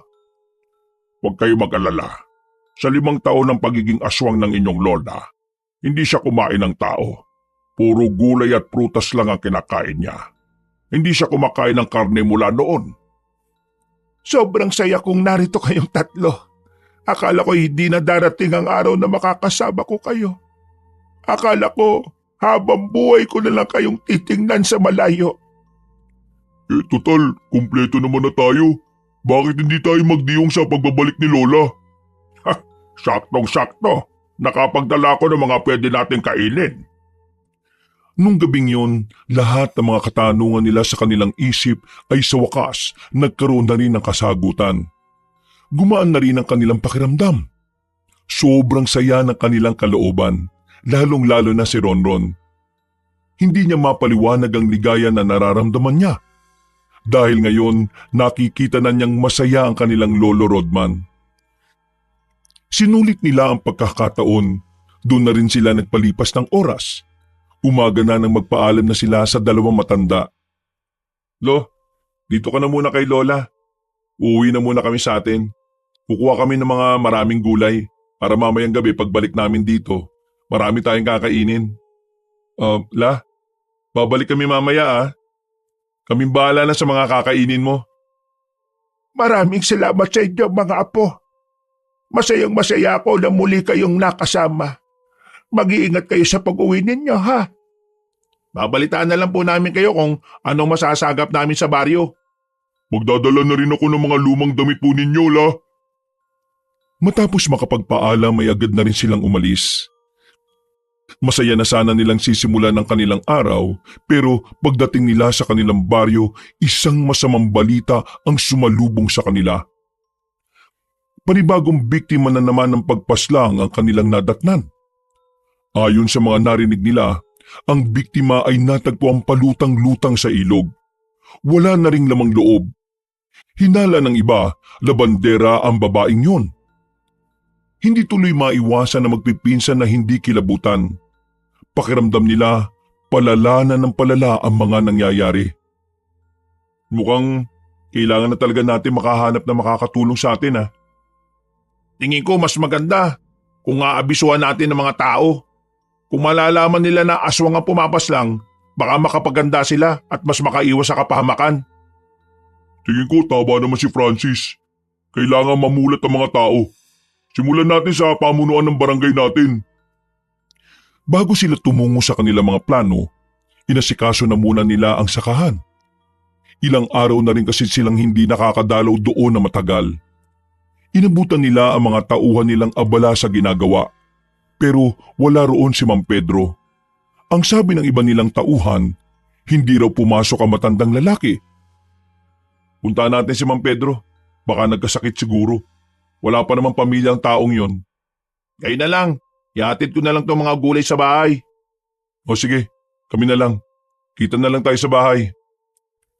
Hindi na nagsayang ng oras ang dalawang binata. Pagdating nila sa bahay ni Mang Pedro, wala sa bakuran na matanda. Sinubukan din nilang tawagin yon, pero wala namang sumasagot sa kanila. Napansin nilang merong may nakasalang sa lutuan, kaya ang inisip nila ay baka lumabas lang ng saglit na matanda. Pumasok sila sa loob. Sumilip sila sa loob pero walang tao. Umupo na lamang sila sa gilid. Mga ilang sandali lang ay dumating na rin si Mang Pedro galing sa labas. Halatang nagulat ito nang makita sila roon. Bakit kayo narito? Ang sabi kasi ng mga kasama natin sa sakani, hindi raw kayo pumasok. Nag-alala lang ako kasi nung nakaraan, nakikita kitang ubo ng ubo. Baka ako nagkasakit ka. Ay hindi, ayos lang naman ako. Mang Pedro, ano itong pinapakulo nyo? Bakit kulay green? Ay huwag mong tignan yan. Napalakas ang tinig ni Mang Pedro ng mga sandaling yon, kaya nagtaka naman silang dalawa. Kahit kasi kailan hindi nila nakita o narinig na nagtaas ito ng boses. Pasensya na, tumaas yata ang boses ko. Nitong mga nakaraan kasi, puro pleba ang lalamunan ko. Kaya hindi ko nakokontrol minsan ang boses ko. Wala naman pong problema yun, Mang Pedro. Nagulat lang kami. Kailangan mo ba ng pera pambili ng gamot? Agapan na natin yan. Baka matuluyan kang magkasakit niyan. Hindi, ayos lang ako. Wala naman akong sakit May kailangan pa ba kayo? Wala naman na. Kinumusta ka lang namin. Mukhang nakakaistorbo na yata kami kaya aalis na lang kami. Pasensya na kayo hindi ko kayo masikaso. Kailangan ko lang talagang tapusin tong ginagawa ko. Tinapik na lamang ni Ronron sa braso ng mahina matandang lalaki. Naglakad na rin sila palabas ng bakuran. Nang medyo makalayo na sila ng bahay ni Mang Pedro, hindi nila maiwasang hindi pag-usapan ng matandang yon. Ano kaya yung pinapakulo niya? Bakit parang takot na takot siyang malaman natin? Tingin ko, mga dahon lang yun na ginagamit niyang panggamot. Yun yung sinabi niya nung nakaraan sa akin Ewan ko, parang may kakaiba sa kanya ngayon. Kita mo naman di ba? Parang gustong-gusto na niya tayong palisin kagad. Pansin ko nga rin Para siyang natataranta na nandun tayo. Paano kung aswang pala si Mang Pedro? Uy, Timang, huwag ka nga magsalita ng ganyan. What if lang naman?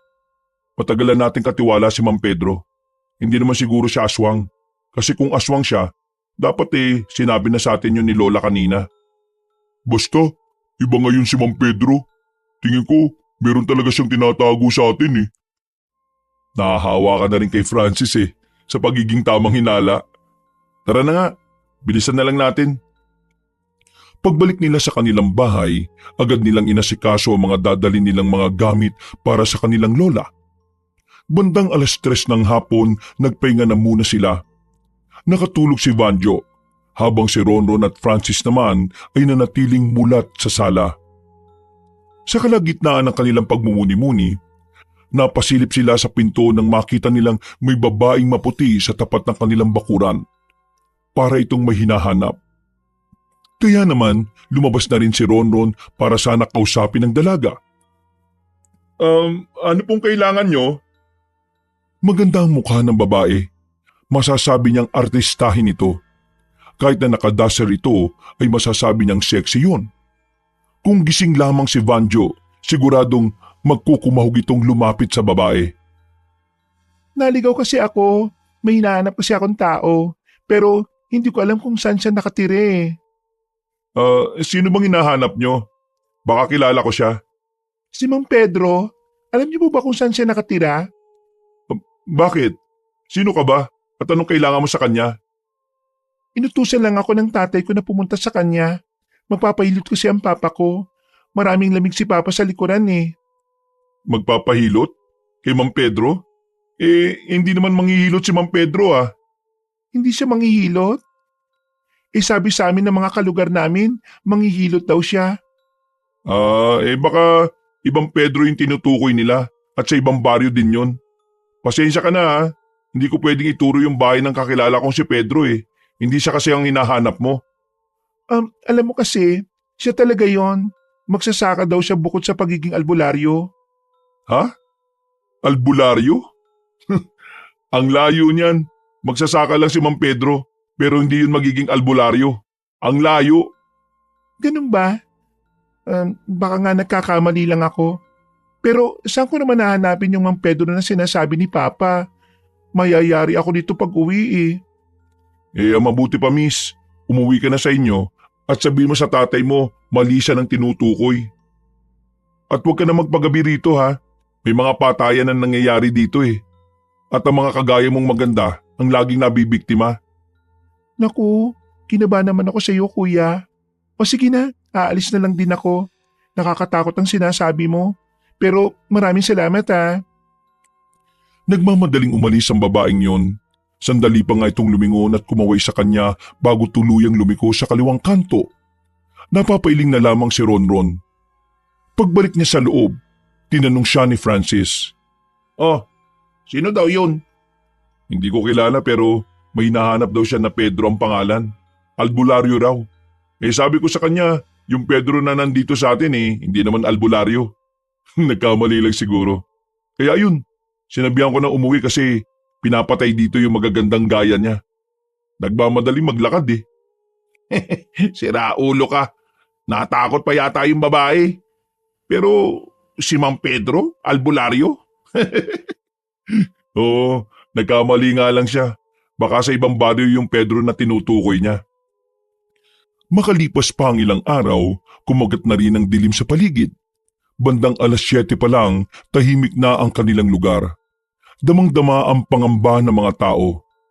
Ang tanging nasa labas lamang ay ang mga tanod na rumoronda kahit maaga pa. Pero ang tatlong magpipinsan, walang pakialam sa panganib na dulot ng aswang. Kailangan nilang puntahan ang kanilang lolo at lola. Pambira naman, bilisan niyo naman maglakad, para kayong namamasyal eh. Naglalakad na sila sa gilid ng daan. Nang makalabas na sila ng baryo, bigla nilang nakasalubong ang babaeng nakausap ni Ronron nung hapon. Umiiyak ang babae, nanginginig sa takot at parang hindi alam ang gagawin. Teka, ikaw yung kaninang kausap ko ah. Ano nangyari sa'yo? Bakit ka umiiyak? Hindi ko alam kung saan ang daan pabalik. Kanina pa ako palakad-lakad sa baryo niyo. Ang laki-laki. Ginabi na ako. Natatakot ako. Ang sabi nila may aswang daw dito sa inyo eh. Pinapatay daw ng aswang yung magagandang babae. Nagkatinginan na magpipinsan. Nakaramdam kagad sila ng pangamba para sa dalaga. Kaya naman umiral kagad ang kanilang pagiging maawain. Saan ka ba nakatira? Yatid ka na lang namin. Oo, yatid ka namin. Kung ayos lang naman sa'yo. Saan ba kayo pupunta? Pwede bang isama niyo na lang muna ako? Miss, hindi pwede eh. Mahalaga lakad namin. Natatakot ako umuwi sa amin eh. Sigurado mabubugbog ako ng tatay ko kasi hindi ko kasama sa pag-uwi yung panghihilot. Nakikiusap ako. Isama niyo na muna ako. Hindi ko kaya mag-isa rito. Hindi ko rin kaya magpakita kay Papa. Malilintikan ako ng malala. Nagmamakaawa ako sa inyo. Hindi ba natin to pagbibigyan? Kawawa naman to oh. Baka mamaya mapahamak yan dito. Nag-iisip ka ba? Hindi yan pwede doon. Alam mo namang hindi komportable si na lolo sa ibang tao. Miss, pasensya ka na talaga ah. Hindi talaga pwede eh. Parang awa niyo na. Ayoko mamatay rito. Sigurado mamamatay din ako kapag umuwi ako sa amin. Hindi niyo alam kung gaano kahayop ang ama ko. Pakiusap naman oh. Kapag namatay yan, konsensya natin yan. May kaya tayong gawin pero hindi natin ginawa. Ano Francis, malagay mo? Sasabi tayo dyan, Diyos ko.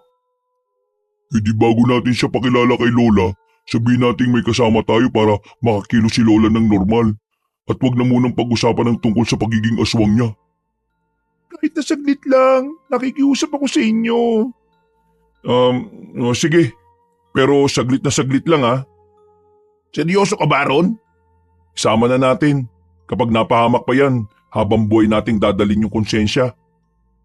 Diyos ko naman, bahala kayo sa buhay nyo. Wala nang nagawa pa si Francis. Isinama na nila sa paglalakad ang dalaga. Tahimik ang dalaga kaya naisipan ni Vanjo na tanungin ang pangalan nito. Parte na rin kasi yon ng mga galawan ng isang Vanjo na hayok sa babae. Miss, ano nga palang pangalan mo? Pangalan ko? Tina. Tina ang pangalan ko. Ganda naman ang pangalan mo. Ako naman si Vanjo. Itong pinakagurang sa amin, si Ronron. Yung isa, yung bugnutin. Parang may dalaw palagi. Si Francis yun. Kulang sa buwan nung pinanganak kaya ganyang kainit ang ulo. Mga 3 buwan pa lang yan yata sinilang na Nakakatawa ka naman. Wala na sana silang problema sa babae noong mga sandaling yon. Pero habang naglalakad sila, bigla silang napatigil na may mabanggit ang dalaga sa kanila. Swerte ng lola nyo, no? May mga apo siyang kakaya ninyo. Sigurado matutuwa siya ngayon kapag dating natin doon. Ha? Paano mo nalaman na may lola kami?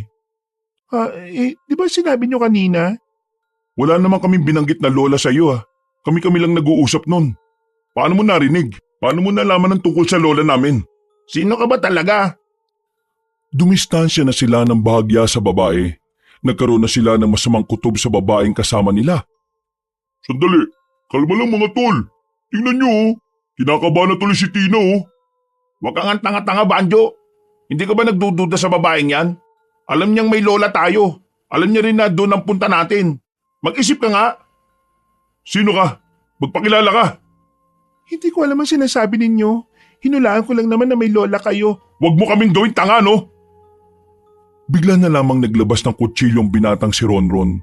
Itinutok niya yon sa dalaga. Pero mukhang hindi man lang nakaramdam ng takot ang babae. Sa halip, tumawa lang ito ng mahina. Mukhang hindi ko na talaga kayo magagamit para mahanap si Ana. Kaya sige, magpapakilala na ako. Ako nga si Cecilia, ang aswang na pumapaslang sa mga magagandang babae. Sinasabi ko na nga, Abi. Pasensya ka ngayon dahil hindi namin ituturo sa iyo kung nasaan ang lola namin. Nakaisip na ako ng paraan Bigla na lamang pumangit ang itsura ng dalaga. Wala na silang nagawa nang hatakin nito si Vanjo. Si Vanjo na noong mga sandaling yun ay hindi na alam ang gagawin. Takot na takot at parang maiihina sa kaba. Kapag hindi niyo ako dinala kay Ana, mamamatay ang lalaking ito. Nakwento naman siguro ng lola niyo kung ano ang kaya kong gawin, di ba? Lumabang ka nga ng patas. Hindi yung gumagamit ka pa ng taong tanga. Seryoso ka ba? Yan talaga sasabihin mo? Hindi namin sasabihin kung nasan si Lola, kahit na umiyak ka pa ng dugo. Isa ka pa! Kung ganon, magpaalam na kayo sa lalaking ito. Akmang may gagawin ng masama ang babaeng aswang na si Cecilia nang biglang may tumamang malaking bato sa mukha nito. Agad na dumugo ang ibabaw ng kilay nito. Dahilan para makakawala si Vanjo sa pagkakabihag. Nagtatakang 3 binata kung saan galing ang bato. Ilang sandali lang lumabas na lamang sa gilid ang isang matanda. May hawak itong katana. Nakasuot ng mahaba at kulay itim. Maangas ang lakad na parabang mga bidang naglalakad ng slow motion habang mayroong pang pausok. Namamangha silang 3. Pero mas lalo silang namangha nang malaman kung sino ang matandang lalaki na yon. Ma'am Pedro? Magbelad kayo. Ako na po lang bahala sa babae kita. Sigurado po kayo na kaya niyo ang aswang na yan? Ang sabi ni Lola, malakas daw ang babaeng yan Wala akong pakialam kung malakas siya. O ito, hawakan mo nga muna itong insenso. Hanip, may pausok pa na insenso. Para saan to? Masakit yan sa ilong para sa mga aswang na gaya niya. Kakaibang aswang na yan. Hindi siya gaya ng ibang aswang na hindi pwedeng gumala kapag hindi gabi. Siya, kaya niyang makapambiktima kahit tirik ang araw. Kaya naman, hindi na natin sasayangin ang pagkakataong ito. Papaslangin na natin siya. Agad na bumuelo matandang lalaki. Inatake nito si Cecilia gamit niya ang mahabang katana. Noong mga sandaling yon, walang magawa ang babaeng aswang sa pinapakitang kagalingan. Namamangha sila Ronron. Hindi nila inasahan na may ganong klase ng kakayahan ang matandang inakala lang nila na pangkaraniwang matanda lang. Maya-maya pa, nakipagsabayan na rin kay Ma'am Pedro si Cecilia. Mabilis ang babae, pero parang hindi naman ito seryoso sa nangyayari. Patawa-tawa lamang ito, at ang bawat atake ay tila nilalaro lamang. Hindi ko inakala na may kakayahan din pala kayong lumaban. Akala ko walang kwentang albularyo ka lang. Huwag ka na maraming chat-chat. Sige, lumaba ka sa akin ng maayos. Gusto ko ipakita mo sa akin ang lahat ng kaya mong gawin. Huwag ka magmadali, tanda. Darating din tayo dyan. Pero hindi na muna ngayon. Masyado pang maaga. Kailangan ko muna mag-relax. Hindi pa ngayon ang tamang panahon. Ay bakit? Natatakot ka bang baka mapatay kita? Paalam na muna sa ngayon. Mag-aarap pa tayo ulit sa susunod. Tumalon na ang babae pakyat sa puno at saka umalis. Lumapit naman sa kanila ang matandang si Pedro. Itsura pa lamang nito, makikita na ang tapang nito. Mang Pedro, ano po ba talaga kayo? Bakit ang galing-galing niyo naman lumaban sa aswang? Total, nakita niyo na rin naman. Aaminin ko na. Isa akong albularyo. Pero sikreto lang ito. Walang gaanong nakakaalam. Dito sa atin, kayo lang at ang aswang na yon ang nakakaalam. Bakit? Bawal bang sabihin? Kasi kapag lantaran ng pagkakakilanlan ng isang albularyo, mainit sila sa mga mata ng mga aswang. Kagaya na lamang ngayon. Alam niya kung sino ako, kaya alam niya kung sino dapat ang papaslangin niya muna. Nagkataon lang na hindi naman ako basta-bastang albularyo lang. Dahil doon pa man, pumapatay na talaga ako ng aswang. May tuturing rin akong isang manunugis. Napatingin si Francis. Nagkakasinyasan sila ni Ronron. Nababahala sila para sa kaligtasan ng kanilang lola dahil ang iniisip nila sa oras na malaman ni Ma'am Pedro na aswang ang kanilang lola. Baka mapahamak yun kay Ma'am Pedro. Huwag kayo mag-alala. Alam ko ang tungkol sa lola ninyo. Wala akong balak na saktan siya. Kilala ko si Ana. Alam kong hindi naman siya masamang aswang. Isa lang din siyang biktima. Kailan nyo nalaman ang tungkol doon? Nitong nakaraan lang, napapansin ko si paring Rodman na laging umaalis ng bahay. Kaya sinundan ko siya. At saka ko nalaman ang tungkol sa pagiging aswang ni Ana. Nakahinga na maluwag si Ronron at Francis. Akala nila'y mapapahamak na ang kanilang lola. Ma'am Pedro, alam niyo po ba kung papaano makakabalik ang lola sa dati? Huminga ng malalim ang matandang albularyo. Nababaka sa mukha nito ang pagiging problemado. Ang totoo niyan, noong nakaraan ko pa inaalam kung paano siya may babalik sa dati. Pero hanggang ngayon hindi pa tapos ang pag-aaral ko tungkol doon. Yung po ba yung pinapakulo niyong kulay green nung nakaraan? May kinalaman po ba yun doon? Oo, para yun sa lola ninyo. Pero kailangan ko pang saliksikin ng maigi. Nang sa ganun walang mangyaring masama kay Ana kapag ininom na niya. Ma'am Pedro, maraming salamat po sa ginagawa ninyo. Kung hindi po kayo dumating, baka po napatay na kaming tatlo. Ay wala yon. Pero dapat meron din kayong lakas ng loob at tapang sa susunod. Kasi hindi sa lahat ng oras ay may darating para sa inyo. Ay siya nga pala. Pwede ba akong sumama sa inyo? Gusto ko makausap ang lolo at lola ninyo tungkol sa mga nangyayari rito. Kailangan ko ang mga nalalaman ni Ana para mas madaling matalo natin ang aswang na yon. Pumayag naman na magpipinsan. Hindi naman din kasi ibang tao sa kanila si Ma'am Pedro. Kaya naman magkakasama na silang naglakad patungo sa kinaroroonan ng kanilang lola. Noong mga sandaling yon ay magaan na ang kanilang pakiramdam. Kampante naman silang hindi nababalik ang babaeng aswang na si Cecilia. Ilang sandali lang ay nakarating na rin sila sa bahay ni Aling Ana. Nagulat pa nga ang mag-asawa na makitang kasama ng kanilang mga apo ang matandang si Pedro. Ngumiti si Pedro, bagay na nagpagaan ng kalooban ni Mang Rodman at ni Aling Ana. Alam ko na ang tungkol dito, Ana, Rodman. Huwag kayo mag-alala. Hindi ko balak saktan si Ana. Tutulungan ko kayo laban sa aswang na gumawa nito sa iyo, Ana. At sa aswang na patuloy na nang bibiktima ng kababaihan. Teka, paring Pedro, bakit ka nakaganyan? Lingid sa kaalaman natin na si Mang Pedro pala isang albularyo. Sikreto lang daw kaya mula noon wala talaga tayong ideya. Noon pa napapansin ko ng parang marami kang ginagawang walang kinalaman sa pagsasaka. Kaya hindi na ako magugulat kung ito nga ang nililihim mo sa amin. Ana, kailangan ko ng mga nalalaman mo. Kailangan kong malaman kung paano ko kakalabanin si Cecilia. Sige, sasabihin ko lahat sa iyo. Pumasok na muna kayo at dito na tayo mag-usap-usap sa loob. Habang nasa loob ng bahay ang tatlong matanda, nasa bakuran naman ang magpipinsan. Hanggang sa mga puntong yun, hindi pa rin sila makapaniwala na ang matandang pinagkakatiwalaan nila ay may kakaiba palang katauhan. Napapailing na lamang sila. Napakagaling talaga ng tadhana no? Akalain mo yun? Yung taong akala nating mahina na, malakas pa pala at may kakayahan pang harapin yung sinasabi ni Lola na pinakamalakas na aswang. Hindi mo talaga masasabi ang isang tao kung sino siya, base lang sa nakikita natin. Pero ngayon, ang mahalaga, hindi na tayo maghahanap pa ng ibang tao. Nandito na si Mang Pedro na handang tumulong sa atin. Pero mga lintik pa rin kayo. Parang gusto niyo talaga mamatay ako kanina no? Sino ba kasi yung nagpumilit na isama yung babaeng yun? Hindi ka kasi nag-iisip No ka ba? Hindi porke sinabi namin yung kanina, gusto ka na naming mamatay. Nilalaro lang namin ang utak niya. Nilalaro?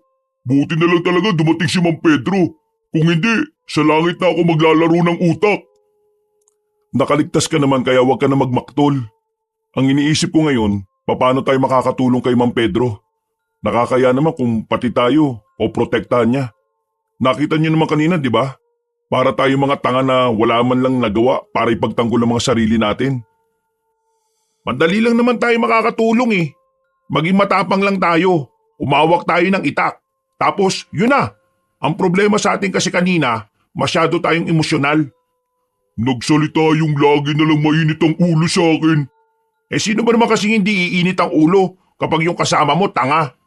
Oo, yan na naman kayo Manahimik na nga lang muna kayong dalawa. Matapos ang pag-uusap na matatanda sa loob ng bahay, lumabas na rin si Mang Pedro para magpaalam. Ihahatid na sana ito ni Ronron pero hindi pumayag ang matandang lalaki. Kaya naman daw kasi nito ang kanyang sarili. Nagkibit-balikat na lamang sila Ronron at hindi na rin nagpumilit pa. Paano? Kailangan ko nang bumalik. Baka makatunog pa ang babaeng yun at saka makasunod pa rito. Basta, pare. Tandaan nyo lang ang lahat ng mga sinabi ko sa inyo, ha? Maraming salamat, pre. Maasahan ka talaga, hindi lang sa sakahan, pati na rin sa mga ganitong uri ng pangyayari. Nako, para naman kayong bago ng bago. Huwag na kayong mag-alala. Lahat ng ito'y ginagawa ko para makabawi ako sa inyo ng mga panahong tinulungan nyo rin ako. Kumaway na lamang ang matandang si Pedro at tuluyan na ring nawala sa kanilang paningin. Samantala, maya-maya lang din ay pumasok na rin sila sa loob ng bahay. Matapos may kwento ng tatlong binata ang mga nangyari, hindi na sila pinayagan pang umuwi. Minabuti ng mag-asawang Rodman at Ana na doon na rin magpalipas ng gabi ang kanilang mga apo. Kahit inaantok na, gumugulo pa rin sa utak ni Rondon ang mga nangyari. Hindi niya maintindihan ang kanyang nararamdaman. Ngayong kasama na nila sa laban si Mang Pedro, parabang nakakaramdam na rin siya ng pagkabahala. Lumigid na lamang siya pakanan habang nakahiga. Nagulat siya nang halos magdikit na ang mukha nila ni Banjo.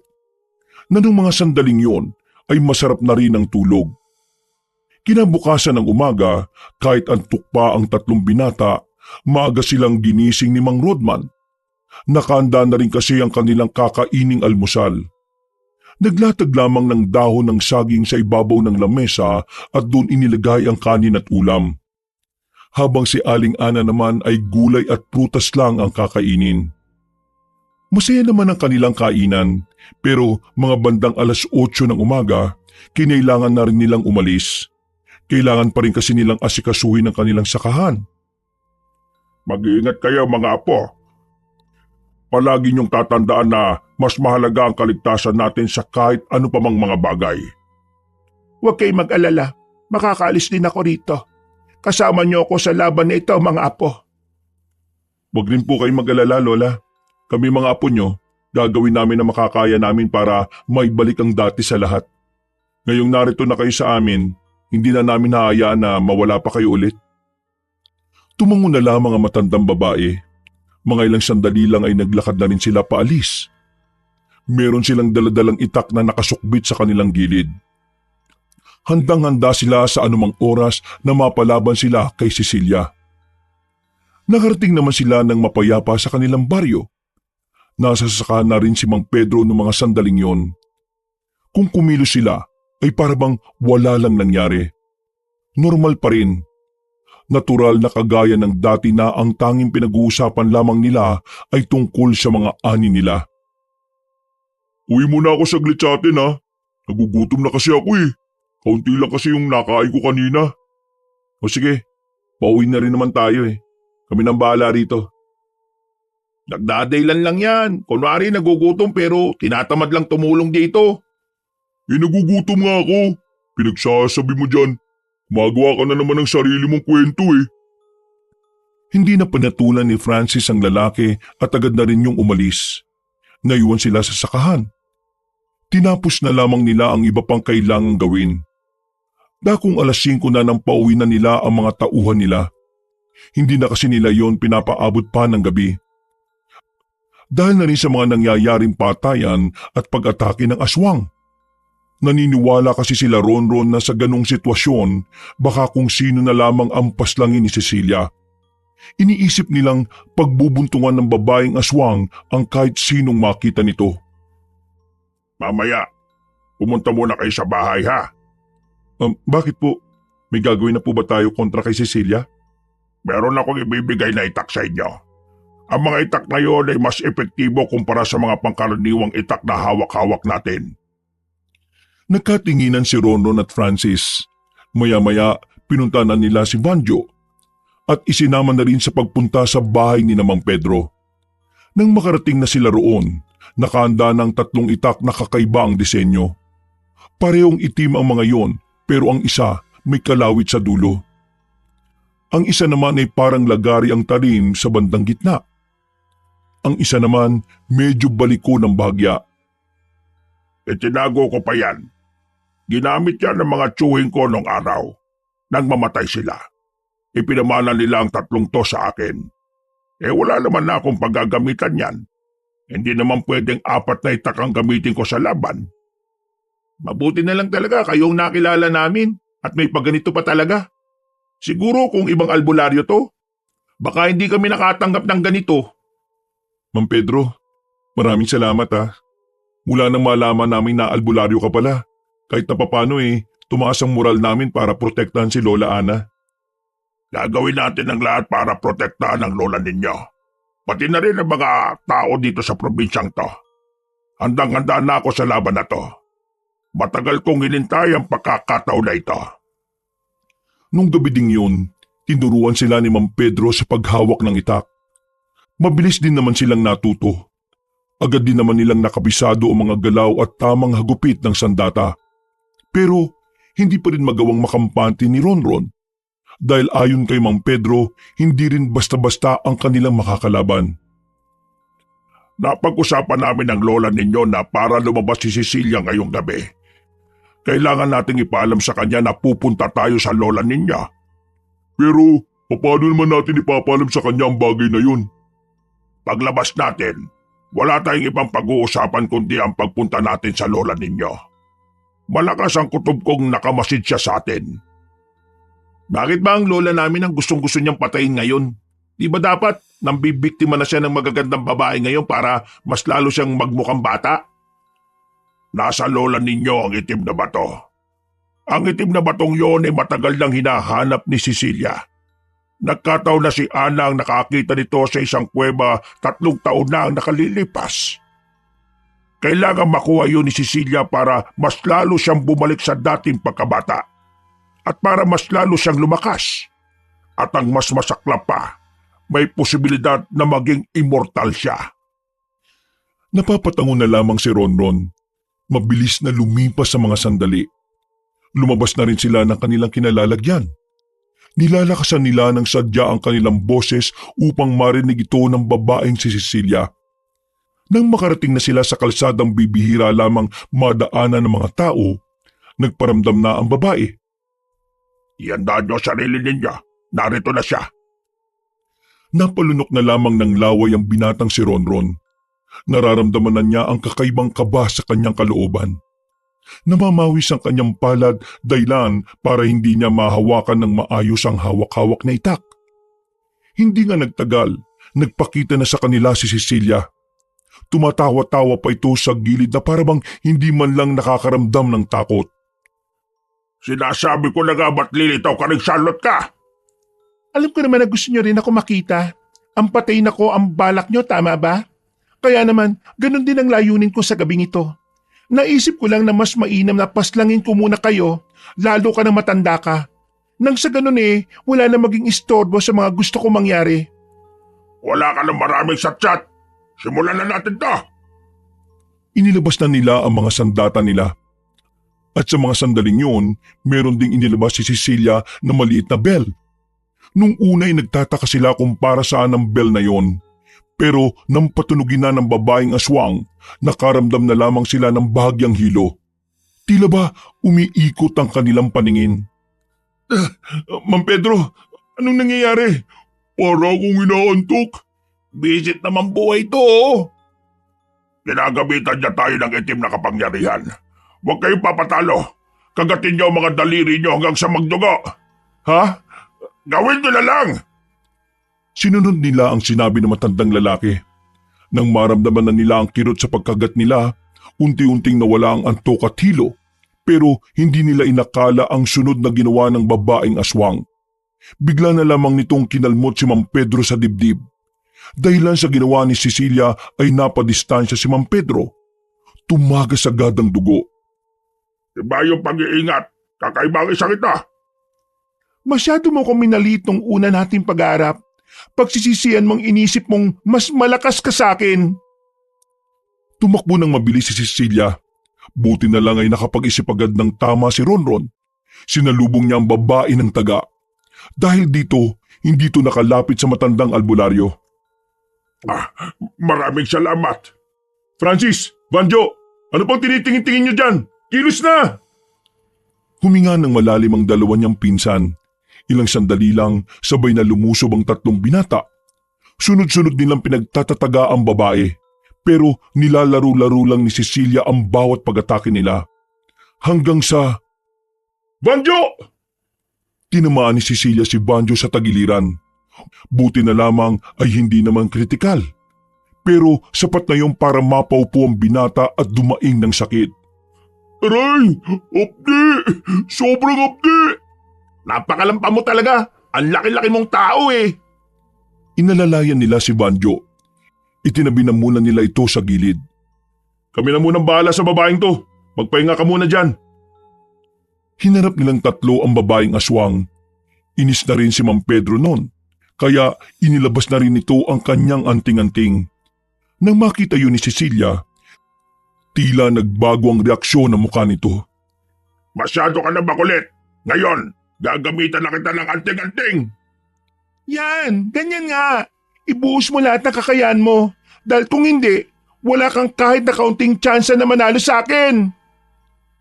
Tila may kung anong ibinulong si Mang Pedro sa hawak nitong medalyon. Biglang lumakas ang hangin. Nagsasayawan ang mga puno sa kagubatan.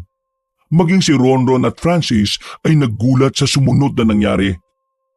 Sobrang bilis ng takbo kasi ng ginawa ni Mang Pedro. Madali itong nakalapit kay Cecilia. Hindi inaasahan ng babae na magagawa siya nitong puruhan. Tinaga siya ni Mang Pedro sa balikat at sinaksak pa. Nakailag ang babae kaya tinamaan lang yon sa gilid ng leeg. Ano? Hanggang dito na lang ba ang kaya mong gawin, Cecilia? Halatang halata ang panghihina ng babae dahil sa ginawang pag-atake ng matandang lalaki. Noong mga sandaling yun, hindi na rin nagsayang ng pagkakataon ng tatlong binata. Lalong-lalo na si Ronron na nagmamadaling lumapit kay Cecilia. Tinaga niya ang babae at tinamaan yun sa tenga. Natapyas ito. At kahit na daplis lang ang nagawa ni Ronron, hindi may kakaila na mahapdi ang sugat na nagawa nila. Nagkukumahog na umakyat ng puno ang babaeng si Cecilia. Masyado na yata kayo nagiging kampante. Akala niyo siguro, ito na ang lahat na kaya kong gawin. Tingnan natin ngayon! Nalaglag ang dalagang si Cecilia at nangisay-ngisay ito sa lapag. Nang lapitan nito nila Ronron, iba na ang itsura ng babae. Wala na ang bakas ng pagiging babae at maganda nito. Halimaw na ang muka at ang lahat ng katawan. Humaba ang nguso nito na para bang aso. Nagkaroon din ito ng makakapal na buhok sa ilang bahagi ng katawan. Lumayo kayo! Bakit po? Ano po bang klaseng nilalang yan? Aswang pa ba yan? Kung hindi ako nagkakamali, isa siyang aswang na may dugo ng amumongo. Ha? Ano namang amumongo yun? Isang uri ng nilalang na parang naihahambing sa unggoy. Pero mabangis ito, lalo na't may dugo ng aswang din ito. Habang nag-uusap sila, natapos na rin ang dalagang halimaw sa kakangisay nito. Nagpatunog pa ito ng mga buto. Nung mga sandaling yon, kakaibang kilabot ang nararamdaman nila. Na kahit si Mang Pedro na may dalang anting-anting, nababahala rin sa kayang gawin ng kanilang kalaban. Hindi na nagsasalita si Cecilia. Wala silang ideya kung si Cecilia pa rin ba ang kaharap nila. O baka hindi na rin sila nito nakikilala. Pero kahit na ganun, wala silang balak na atrasan ito. Umangin lang malakas si Cecilia. Gumapang ito ng mabilis. Sinubukan nilang labanan ng aswang na si Cecilia pero iba ang nangyari. Naramdaman na lamang ni Ronron ang pagtilapon niya. Kasabay niya ang dalawang pinsan na si Juanjo at Francis. Pagbagsak nila sa lapag, may umagos na dugo mula sa balikat niya. Vanjo! Francis! Nakita niyang nakadapa na rin ang dalawa. Sugatan na rin at dumadaing na rin. Pero pinilit pa rin nilang makabangon. Nang madako ang tingin nila kay Mang Pedro, nakita nilang nahihirapan din yon na labanan ng aswang. Bakas na bakas ang layo ng pagitan ng lakas ng dalawa. Mang Pedro! Nakagat ng aswang si Mang Pedro sa kamay. Pero buti na lang ay hindi naman yon sobrang lalim. Ang kaso nga lang, bagyang bumagal ang kilos ng matandang lalaki. Kaya kahit na hindi pa nakaka-recover ang magpipinsan, tumakbo sila para lapitan si Mang Pedro. Walang iyang isang ito, pati ang anting-anting ko, natatakot sa kanya. Kakayanin pa ba natin siya? Tingin ko, kailangan na muna nating umatras. Hindi. Kung atras tayo, mamamatay din tayo dahil hahabulin niya tayo. Tama si Manjo. Kaya ang tanging magagawa natin ngayon, mag-focus ng matindi at mas tatagan natin. Wala na itong atrasan. Muli silang pumormang apat. Umatake na naman ang halimaw na si Cecilia. Hindi ito makalapit kina Ronron dahil sa paulit-ulit na pagwasiwas nila ng kanilang sandata. Pansamantalang hindi sila nagawang saktan ng aswang na yon. Pero makalipas lang ang ilang minuto, nakaisip ng paraan ng aswang.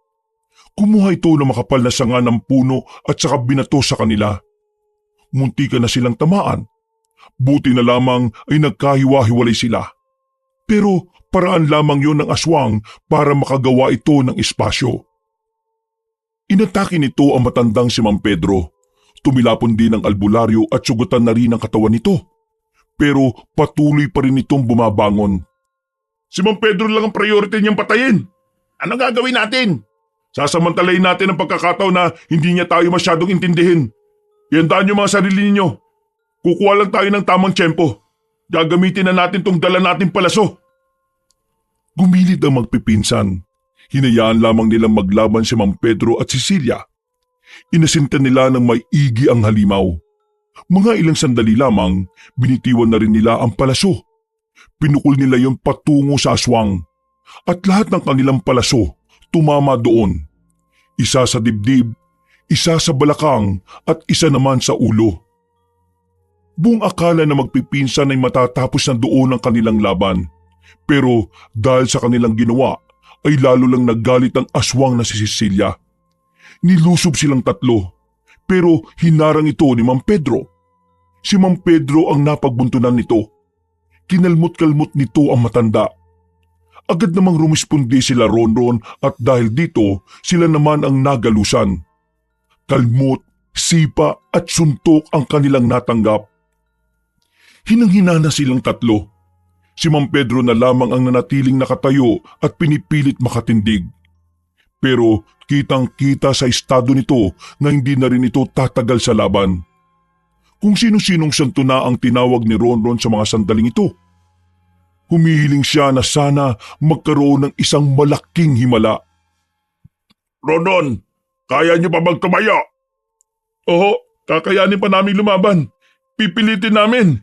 Hindi, pilitin yung tumayo para tumakas. Hindi pwede. Hindi ka namin iiwan dito. Sama-sama nating inumpisan to. Sama-sama nating tatapusin to. Mga bata pa kayo. Kailangan kayo ng lolo at lola ninyo. Kaya sige na, umalis na kayo. Pilitin yung makabangon para iligtas ang sarili ninyo. Lalabanan ko ang halimaw na ito hanggang sa dulo ng hilinga ko. Biglang umangil ng malakas ang babaeng aswang. Ilang sandali pa, muli na namang itong lumusob. Natumba si Mang Pedro dahil sa ginawa nito. Sa puntong ito, tuluyan ang nawala ng pag-asa ang tatlong binata.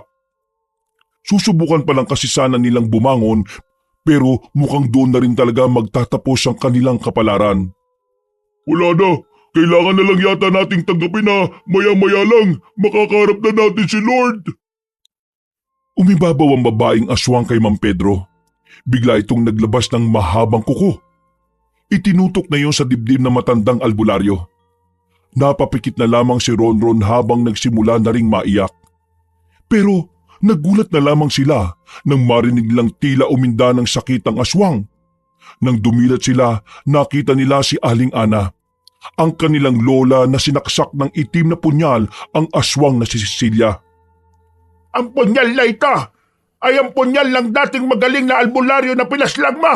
Kaya wala ka lang magagawa, Cecilia. Ngayon na ang katapusan mo. Sa ginawa ng matandang si Ana, unti-unting bumalik ang dating anyo ni Cecilia. Tumatagas ang dugo mula sa leeg ng dalagang aswang. Isa kang traidor. Binuhay kita pero itong ginawa mo sa akin. Hindi ko utang na loob ang buhay ko sa iyo. Dahil ang gusto mo lang naman ay gamitin kami sa kasamaan. Umubo ng ilang beses si Cecilia. Pero kalaunan din ay nalugutan na rin ito ng hininga. Dahil doon, nakahinga na rin sila ng maluwag.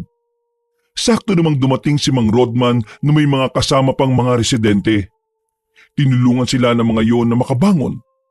Agad silang dinala sa pagamutan habang ang bangkay naman ng aswang na si Cecilia ay sinunog ng mga tao. Mula nang makamit nila ang kanilang pagkapanalo, hindi na muli pang nadagdagan ng mga babaeng namamatay. Nabalik na rin ang kapayapaan sa kanilang baryo. Samantala, nanatili namang dihim ang katauhan ni Aling Ana sa mga tao. Dahil sa mga sandaling yon, hindi pa rin nakakahanap ng gamot para maibalik siya sa pagiging tao. Ganun pa man, masaya pa rin si Ronron dahil sa wakas, kumpleto na ang kanilang pamilya. Nagdahilan na lamang sila sa mga tao na hindi pala nakasama si Aling Ana sa trahedya noon. Sadyang pinili lang talaga ng matanda na lumayo. Sa paglipas ng mga taon, patuloy pa rin naghahanap si Mang Pedro ng gamot para kay Aling Ana. Ayon kasi sa ibang magagaling na albularyo, may pag-asa pang makabalik sa dating pagiging tao ang matandang babae. Kaya naman hindi sila nawala ng pag-asa. Habang hinihintay nila ang tamang pagkakataon para kay Aling Ana, sinusulit naman nila ang mga araw na kasama nila ito. Sa ngayon, masaya na sila sa kanilang buhay. Itinoon nila ang kanilang atensyon sa pag-aasikaso ng kanilang sakahan. Masaya nilang sinasalubong ang bawat bukas. At kung sakali mang mas matagalan pa ang pagbabalik ni Aling Ana bilang tao, handang-handa pa rin silang maghintay kahit na gaano pa ito katagal.